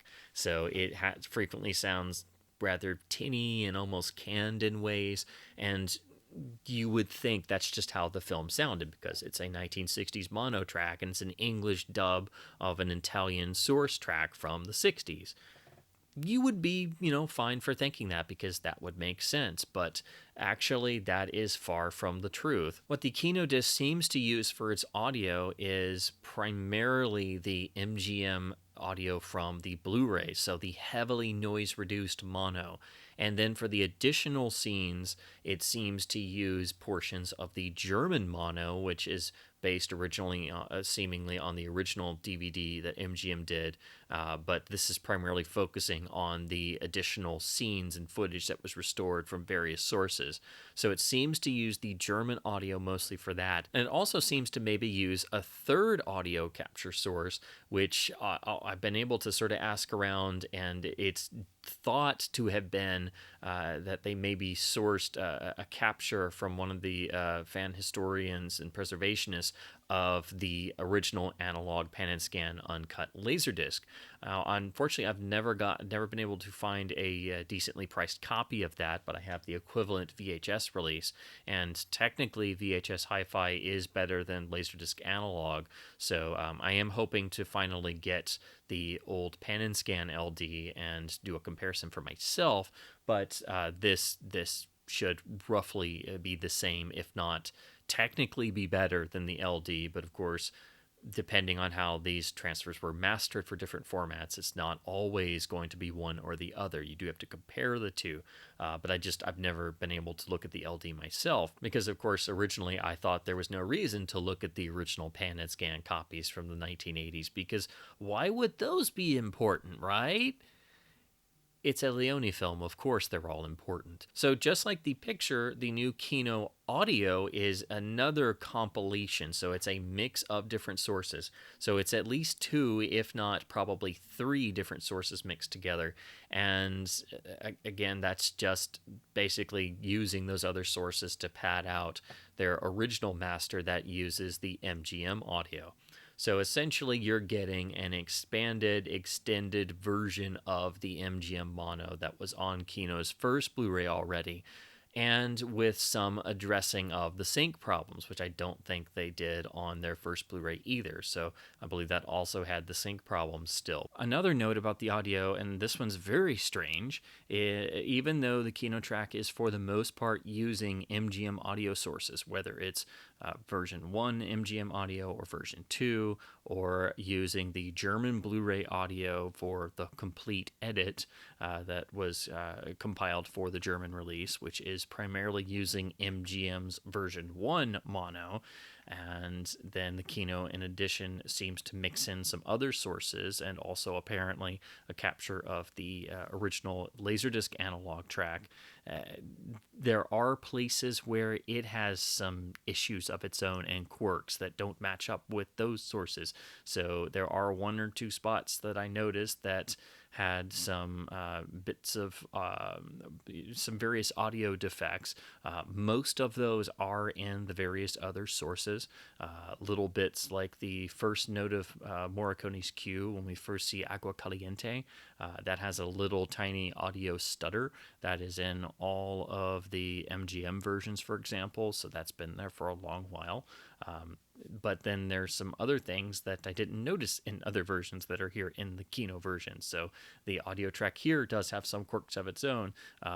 One, for example, is when we get the little character music cue, little brief snippets after shooting the apples off the apple tree. When we get the little twang of the Colonel's theme, all of a sudden it slightly echoes right as we cut to Indio and get the little blast of Indio's theme, and that's on the Kino release. And why that happens, I don't know. So I don't know if it was part of recreating the sync and the edit, and somehow there were some various little tiny fleeting audio moments that popped up in the process of creating this new track and trying to fix some of the old issues, or if they were baked into the source and somehow became more uncovered in this process. But it was a little disconcerting to find some new audio quirks that were not there before, going back to this whole notion that these films are kind of cursed on home video, it seems. So essentially, I guess this is like a version 3 of the MGM audio. You have the first audio that was done for the original DVD release, which introduced the sync issues and had some noise reduction in comparison to previous releases. And that was primarily used on the German Blu-ray. Then you have version 2, which was done for the special edition DVD and the Blu-ray with the appalling usage of noise reduction to the extreme, and it still had problems, although they focused more on their 5.1 track. And then version 3 is this new audio that is primarily based on that version 2 MGM audio, so it has the extreme overzealous noise reduction usage and has quirks of its own and has most of the missing footage put back in and restored and has the sync problem addressed to a good degree. So it's another compromised audio track. So again, I think this is really like version 3 of the MGM attempt to clean up the audio. So this is essentially MGM audio version 3. So audio-wise, I do think the new Kino release is better than the MGM versions, obviously, because it's not missing all the various bits and pieces, and the sync has been worked on and is addressed to a great degree. So that's a great improvement, and I'm glad they did that, and it's very welcomed, because that stuff should have never been a problem in the first place. But unfortunately, we've had to deal with that for a great number of years now. Where the issue becomes is thinking that that's just how the film sounds, because that is definitely not the case. As I did with Fistful and GBU in preparing for this review, I went back over all my older copies and even purchased a few additional copies because I didn't have enough Sergio Leone films on various formats and different releases. So what's a few more? So I am still trying to track down a affordably priced copy of the original Laserdisc release to have for comparison as well. But for this review, I did actually find a very mint copy of the original 1984 Key Video VHS tape release with hi-fi mono. This is, again, uncut. It is pan and scan, and it does have time compression, so it does match the original pan and scan Laserdisc release completely. So this is a perfectly valid source to use in comparing versions of the film and as a reference, because it is fully uncut, which is still crazy to think that the original pan and scan release is that way, but that's just how it is. Now, there was also a relatively concurrent VHS release around the same time period with the traditional MGM UA slip sleeve. They do seem to be exactly the same, just this one sold by Key Video. For some reason, they did one film of the Dollars trilogy, and the company did have partnership with MGM and other labels, so I don't think there's a difference between the tapes, but both are very uncommon and very difficult to find. So I was lucky to get a copy of this that was a clean tape and didn't cost some absurd amount, $30 or more. So I expected it to sound only so good because, of course, you are dealing with the inherent time compression of most older 1980s video releases. That was a very common thing, and it sounds like usually PAL speed up on steroids, and it drives me crazy. So I never thought there would be any reason to go and look at older releases outside of specific examples. So until this point in time, the best sounding release that I had personally experienced was the Letterbox Laserdisc PCM of the US release edit. It does have some noise reduction, but it has far less than anything MGM did afterwards. So even though it was a cut version of the film, it was the weird US 1967 release version edit, it sounded better. So even though it's not a perfect disc and the video master itself was unfortunately cropped, it did sound better than what came afterwards, and I just thought that was as good as the film was really going to sound. To my absolute shock, horror, and surprise, this VHS tape, especially when you when you make the when you capture it and you make the time compression adjustments to try and get the film audio back at its correct speed, because thankfully that is much easier to do on a computer nowadays. Even in something like Audacity, you can do stuff like that. But even before that, just popping this tape in for the first time, admittedly, I now have a really nice high-end VCR, which is far beyond what I grew up with. But hearing this hi-fi mono track, even with the time compression, I simply popped it in to check the tape quality because I purchased this on eBay and I didn't know if the tape was going to be any good or not. Popping this in, even with the time compression, from the opening alone, the amount of audible detail that I had never heard before on disc was astounding. And once you get this with the time compression situation addressed, it is... I mean, I am very tempted to call it the most astonishing difference between releases of a film's audio track I have ever experienced. But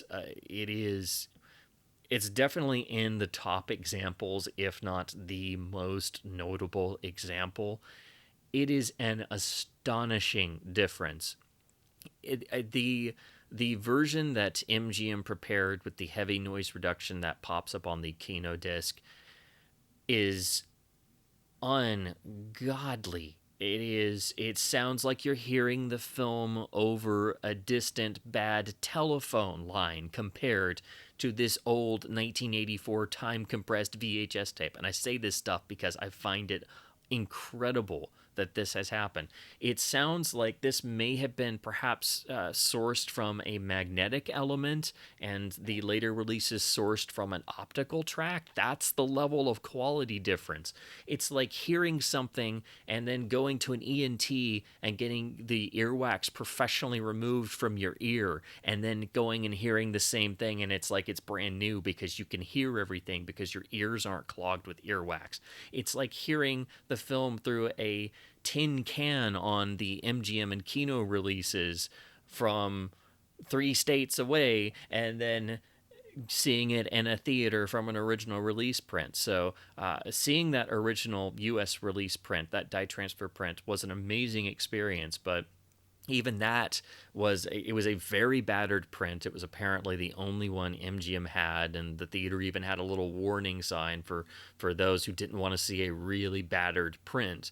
I personally thought it was absolutely glorious, and I didn't mind the wear because it was such a rare experience. But it had a bad volume problem. The whole first half of the film was very, very quiet, and then at about the halfway or 3/4 of the way through, there was a big volume spike, and so the whole finale of the film was ridiculously loud. So but it sounded great in spite of that, and being an optical track. But until doing this research and getting this VHS tape, I thought the old letterbox LD was the best the film could sound, and of course you'd have to figure out how to fix the edit and put the other footage in and stuff. And of course I thought all the missing footage was stuck sounding crappy.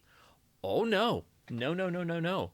All you have to do is go back to the original analog pan and scan releases and fix the time compression issue, and my God, is it quite possibly the single biggest difference I have ever encountered in terms of comparing audio sources, and perhaps the single greatest example of the intensive damage that can be done by overzealous application of noise reduction. The great friend of this channel over at the Bad Audio and Blu-ray blog has posted his analysis of the different audio tracks, and he and I have talked a little bit back and forth in comment sections and stuff. And in his write-up, he called the MGM noise reduction application that's reused on the Kino. And again, this is not Kino doing that. This is MGM doing it originally. He calls it an obscene amount of noise reduction when you compare these, and that is the correct word. It's not appalling, it is obscene. It is incredible why somebody thought this was a good idea, because when you were able to compare the two, and he did a fantastic little video clip, which I will link to in the description of this video, where you can experience for yourself the difference. I mean, there is some baked-in distortion of the highest passages of the music and things like that, but that is intrinsic to the source itself, and it was there originally. It's always going to be there, and especially in a film of this vintage, it's going to be there. But the level of detail and presence and the sheer level of detail that is there and has been completely lost and removed on all modern releases is staggering.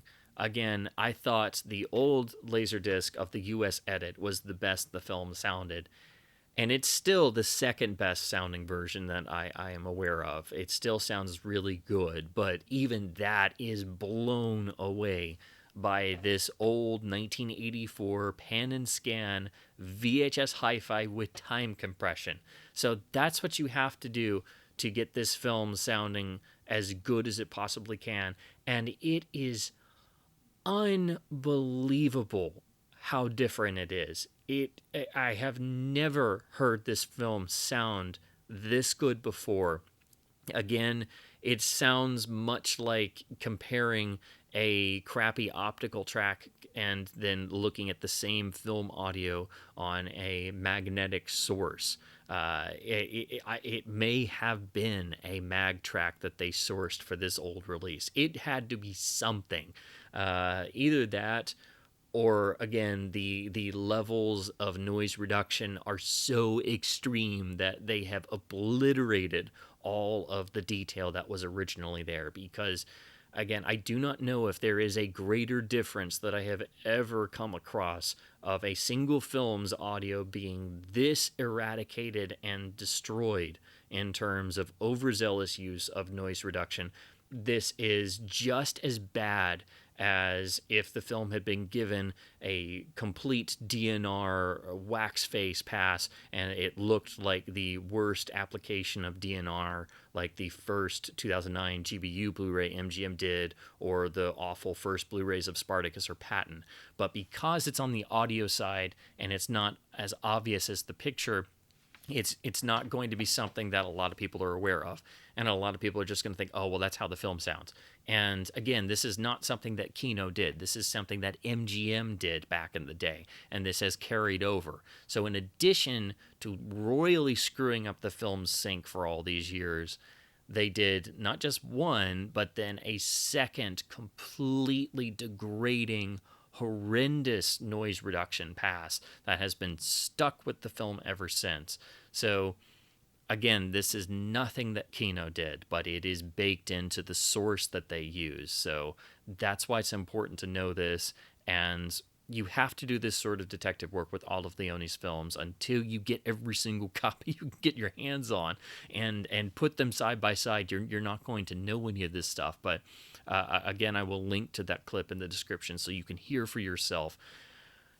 But I could even hear the difference with the time compression still intact, just simply playing the tape for the first time. And I found myself watching the whole film because I was that just my mind was blown. So I am definitely going to get a copy of the Laserdisc to see if it is any different. It should be the same. It could be potentially slightly better or worse, depending on how it was mastered. But not only are the original pan and scan releases of the film hugely important for being fully uncut, they are even more important for having the single best audio presentation of this film that exists to my knowledge. And I find that absolutely astonishing, but it is absolutely true. You have not heard this film if you have not heard the original time compressed audio, especially with the corrections made. So if you can do that, if you can capture the audio, adjust for the time compression, I think it would take a lot of work, but you could then potentially resynchronize it to the new Kino release and essentially have to make your own fan hybrid version of the disc. But the audio improvement on the old 1984 pan and scan release is unbelievable. And again, it just goes to show you, perhaps greater than any other example I can think of, just how bad and how overzealous audio cleanup has become over the years. And again, I can't go back to the way the film sounds on all the other releases now. I am now tied to this audio. I cannot unhear the incredible difference there is. So for what the Kino is, it is the MGM audio as a base. So, it's going to sound like the MGM releases for the most part, but this film can sound truly great, and it does not on any release until you go back to the 1991 LD, which is really, I think, the second best sounding version. And I'll just say, you have never heard this film until you have heard it on the original time compressed release. I mean, who would have thought? Who would have thought that? But that is what my crazy, kooky detective work has come up with this time. So make of that what you will. But again, I will link to that comparison in the description. It is a staggering difference, and I just think it's unbelievable, incredible, and just that this is the situation we're presented with. So that's why I talk about this stuff. I think this is the best example I can give of why I do what I do in terms of looking at audio tracks on films, because the problems that affect the music industry in terms of remastering and the loudness wars and aggressive noise reduction and things, that happens with films too. And it does not get discussed in the way that it should. It doesn't get analyzed in the way that it should. And I don't think there is a clearer example of this problem than the audio of For a Few Dollars More in its original English dub. It was a complete eye-opener finding this. So I am so glad I decided to plunk down $22 on a 1984 VHS tape. And unfortunately, that is where it stands in terms of the audio presentation. So again, It's nothing that Kino did, but they are using MGM's Audio Master as their source, and MGM's Audio Master is so audibly compromised that it has that tinny can feeling baked into it, and unfortunately that has carried over to the Kino presentation. Once again, it is absolutely ridiculous and unacceptable that this is the situation we are presented with for trying to get the film's best possible audio, but unfortunately that is just the way it stands as of the time of recording this video. Now to talk about the disc extras, the packaging, and overall physical presentation. So once again, Kino has done a nice custom slipcover. This will sell out if it hasn't already. It's only on the first pressings. So slipcover fanatics and fans have to make sure that they get this sooner rather than later, as with the GBU slipcover becoming a huge collector's item going for ridiculous amounts of money very quickly. The same will be true for the other two films of the Dollars trilogy. But otherwise, it is the same as the actual cover art of the disc itself. They did wisely go with what I think is the most iconic image for the film. This is from the original Italian poster, prominently featuring the beautiful rendering of Clint Eastwood as Monco. This is one of the best posters for any Leone film. The film has had a number of great poster images and a number of great video covers, as evidenced behind my wall of For a Few Dollars More behind me. But it is really excellent to finally get the iconic Italian poster art, obviously resized for a Blu-ray case, but it looks fantastic, and they do a great job of printing their slipcovers, so it is nice to have, but of course it is limited only to the first pressing. And then we get the traditional black 4K case with the same Italian original poster art. So this is just like Kino's other Leone releases. It is exactly the same for having the two standard Kino labeled discs. There's no booklet or insert, so it's just like the other two. And that is the packaging. Now, in terms of the extras, this is the same as their previous release, so it ports over all of the wonderful legacy extras from the MGM releases. One thing to say about MGM and their Leone editions, when they finally made extras, they really went full tilt and they knocked it out of the park, so that I can always commend them on, and they are essential to port over. Thankfully, there are none of the frame rate issues that happened on the 2017 original Kino release of The Good, the Bad, and the Ugly in terms of the actual MGM featurettes and extras. That is something you do have to worry about every time, because that disc had terrible encodings of all of the legacy extras. Unfortunately, though, once again, the trailer gallery that is included does have those same screwed up frame rate trailers that were on the original 2017 The Good, the Bad, and the Ugly release, that also were on the Fistful of Dollars release and the 4K UHD that I just reviewed.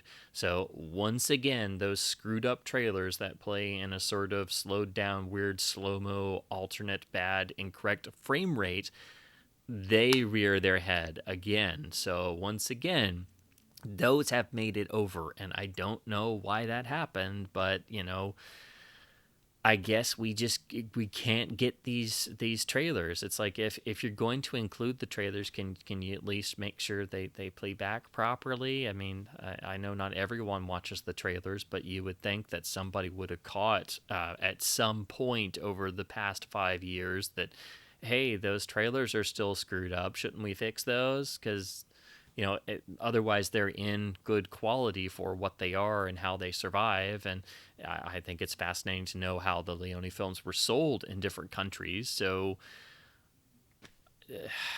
I don't know why they're still here, but unfortunately they are. And that's a little strange, because the film includes the trailer for Death Rides a Horse, which Kino released on Blu-ray. That trailer is fine, and it seems like the trailers for a Few Dollars More itself are actually fine. So it is the trailers for A Fistful of Dollars and The Good, the Bad, and the Ugly and Duck You Sucker that are screwed up again. So it's those same files that are screwed up, I guess, from the original 2017 GBU release. So that's unfortunate, but at least the actual extras themselves are not screwed up. Another thing about the FAFDM trailers is, and this one's really interesting, is that depending on the certain scene sequences that match up with the scenes in the film, certain scenes that have the visible hairs in them in the transfer are also in the trailers. And some shots have certain bits of hair. So again, some of this has always been there and has always been baked in unless various studios or labels tried to remove them. But then other shots don't have the hairs, so that does indicate that some of them are intrinsic to the source and some may not be intrinsic to the source. So if you look at that in the trailers, and this is primarily in the safe cracking scene where the colonel volunteers to and uses his gadgetry to open the safe without blowing it up, and we get the various reaction shots between Colonel Mortimer and Indio.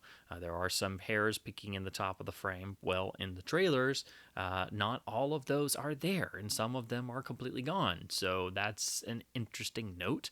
And it's also cool to look at the trailers because you can see different examples of color timing. And some of them, even though they are a bit washed out, they do actually look pretty good, but they seem to indicate a different color timing in different sequences. So that gives you an idea of some of the variants and the actual look of the film that has existed over time, and of course is common to any vintage film and any trailer. And trailers themselves are not always, or very rarely, an accurate representation of the final color presentation of the release print, because they were usually made very quickly and usually not dye transfer, and so they're almost always faded by now, and all kinds of other variables. But it is an interesting thing to note, and you will notice that some of the hairs that are in the main transfer are not in the two trailers. Now, to talk about the Kino specific extras, we once again have some specific extras that are only on the Kino releases. These were introduced and created for their original release, and first and foremost among them is a Tim Lucas audio commentary. So Tim Lucas has now done all three of the Dollars films and done another excellent commentary track, which is a must listen and does cover different ground to the already incredible must listen Sir Christopher Frayling audio commentary that was done for the MGM releases. So you can now listen to Sir Christopher Frayling's commentaries for the whole trilogy and Tim Lucas's commentaries for the whole trilogy. And they're all 6 commentary tracks are incredible, very much worth your time, hugely recommended and essential for understanding these films and learning more about them. So that is a fantastic must-own extra. The other one is a video extra, and it is a beautiful locations video with Alex Cox, the great director who also does various commentaries and extras for Kino on different releases, who himself is a great Western fanatic, particularly for Italian Westerns and especially for the Sergio Leone films. In fact, he's even made films based on his love of these films. So it is essentially a humorous but incredibly insightful and interesting 20-minute piece of Alex Cox going around in the Spanish desert and the old Almeria locations and giving you a very vivid then and now of the original locations, whether they survived or not, from the original For a Few Dollars More presentation. So it's obviously just a locations then and now featurette, but it's with Alex Cox literally driving a little car all the way up to these locations in the middle of nowhere, or now they're on the edge of a small city or something. And it's fascinating when you get these in video form and you can physically see the little vestiges left of how we know it in the film version. And it's just fantastic that he agreed to do that, and he has such great love for these films, and that's extremely vivid, and it's also got some nice funny jokes and little bits and things. So it's a great piece, and it's another reason why it's great to have the Kino release.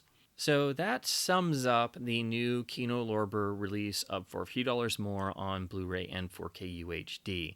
I should also mention the UHD is the same master. It is SDR, so it does not have any HDR grading. So it is exactly like the other two films in the trilogy. So this is a matching release in every way. And for the most part, it is an upgrading of Kino's previous Blu-ray with some slight tweaks to fix things and an attempt made to recreate the complete uncut version of the film and have the original mono audio.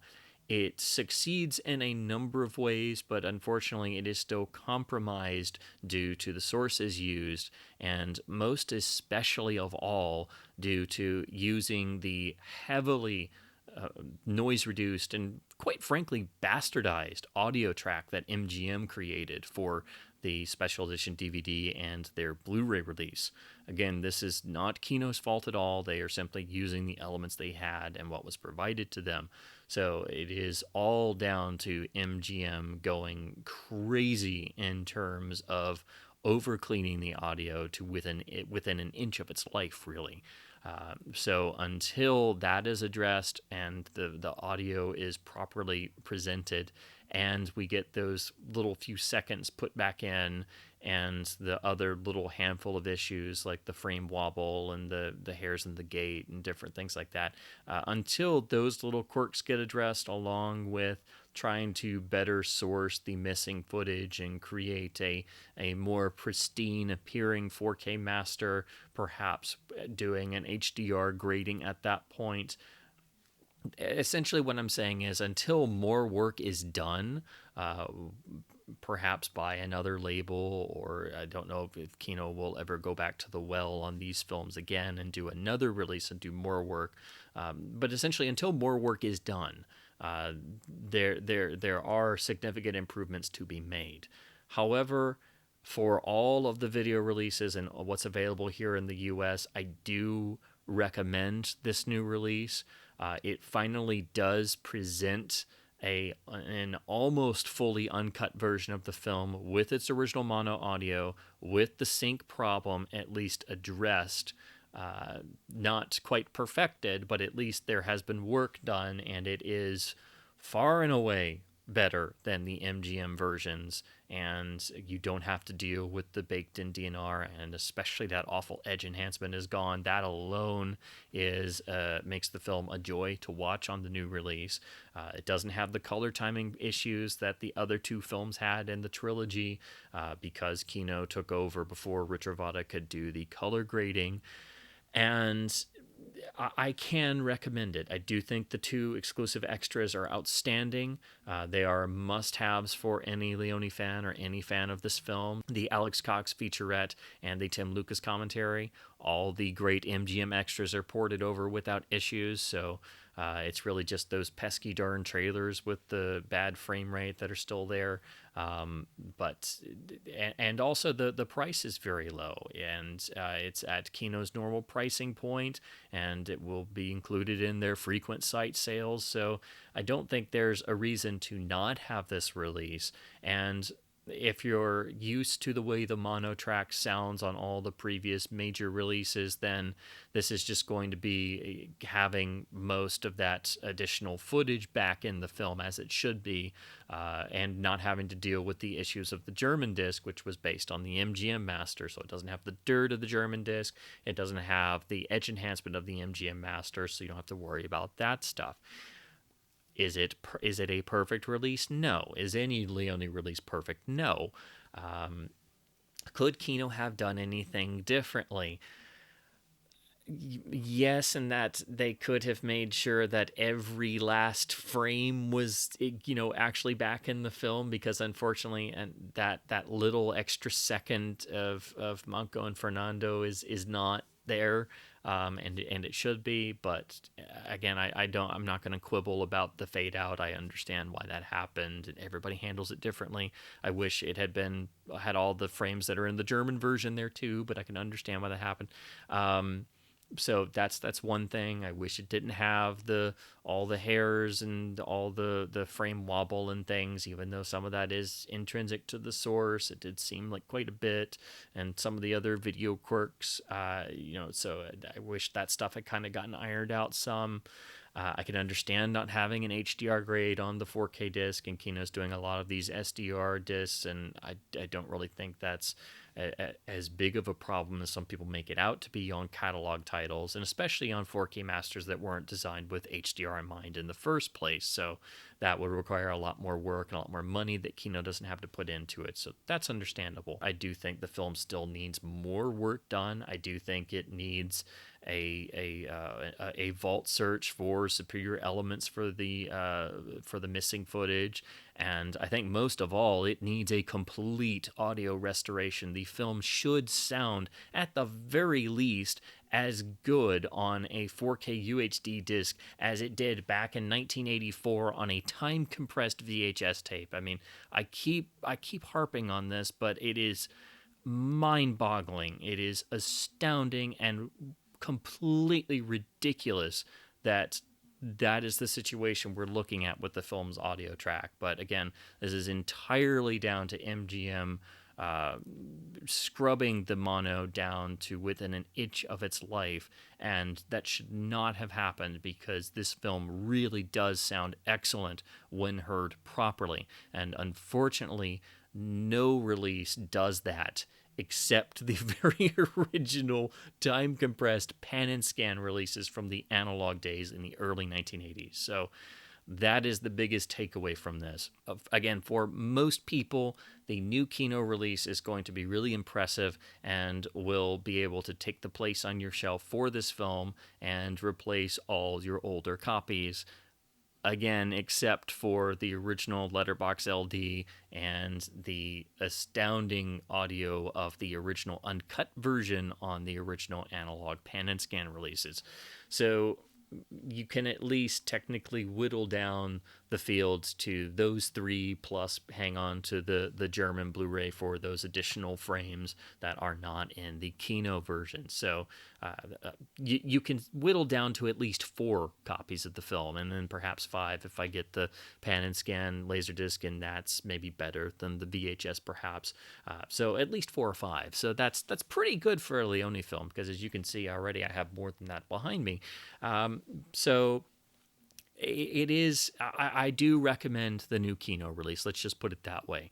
It has many positives. It fixes many problems that were on the MGM releases that MGM themselves introduced into the film. I must stress that, because the film did not have those problems originally, because they're not on the VHS tape from 1984. So these are problems that MGM themselves introduced, starting primarily on the very first DVD release. So that is my review of the new Kino Lorber release of Sergio Leone's 1965 masterpiece, the second of the iconic Dollars trilogy, for a few dollars more on Blu-ray and 4K UHD. I hope this has been helpful. I hope it's been informative. I hope it's been at least somewhat enjoyable to listen to my babbling. These films are very difficult to discuss due to the release history on both theatrically and on home video, and the many multitudes of versions and problems they've faced and endured over the years. Unfortunately, no release of them is perfect. There is no release without at least some issues, some being worse than others. I do think this new release addresses a great number of them and will suffice for a great number of people, and does fix some of the biggest problems the film has had, though not as fixed completely as I would hope they would have been.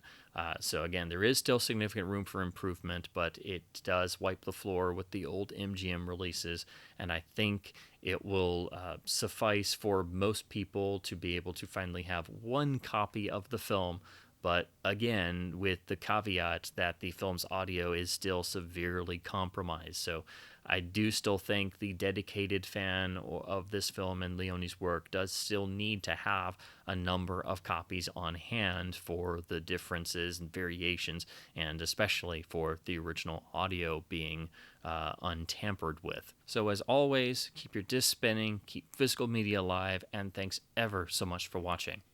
Dead or alive, it's your choice. Let the review go.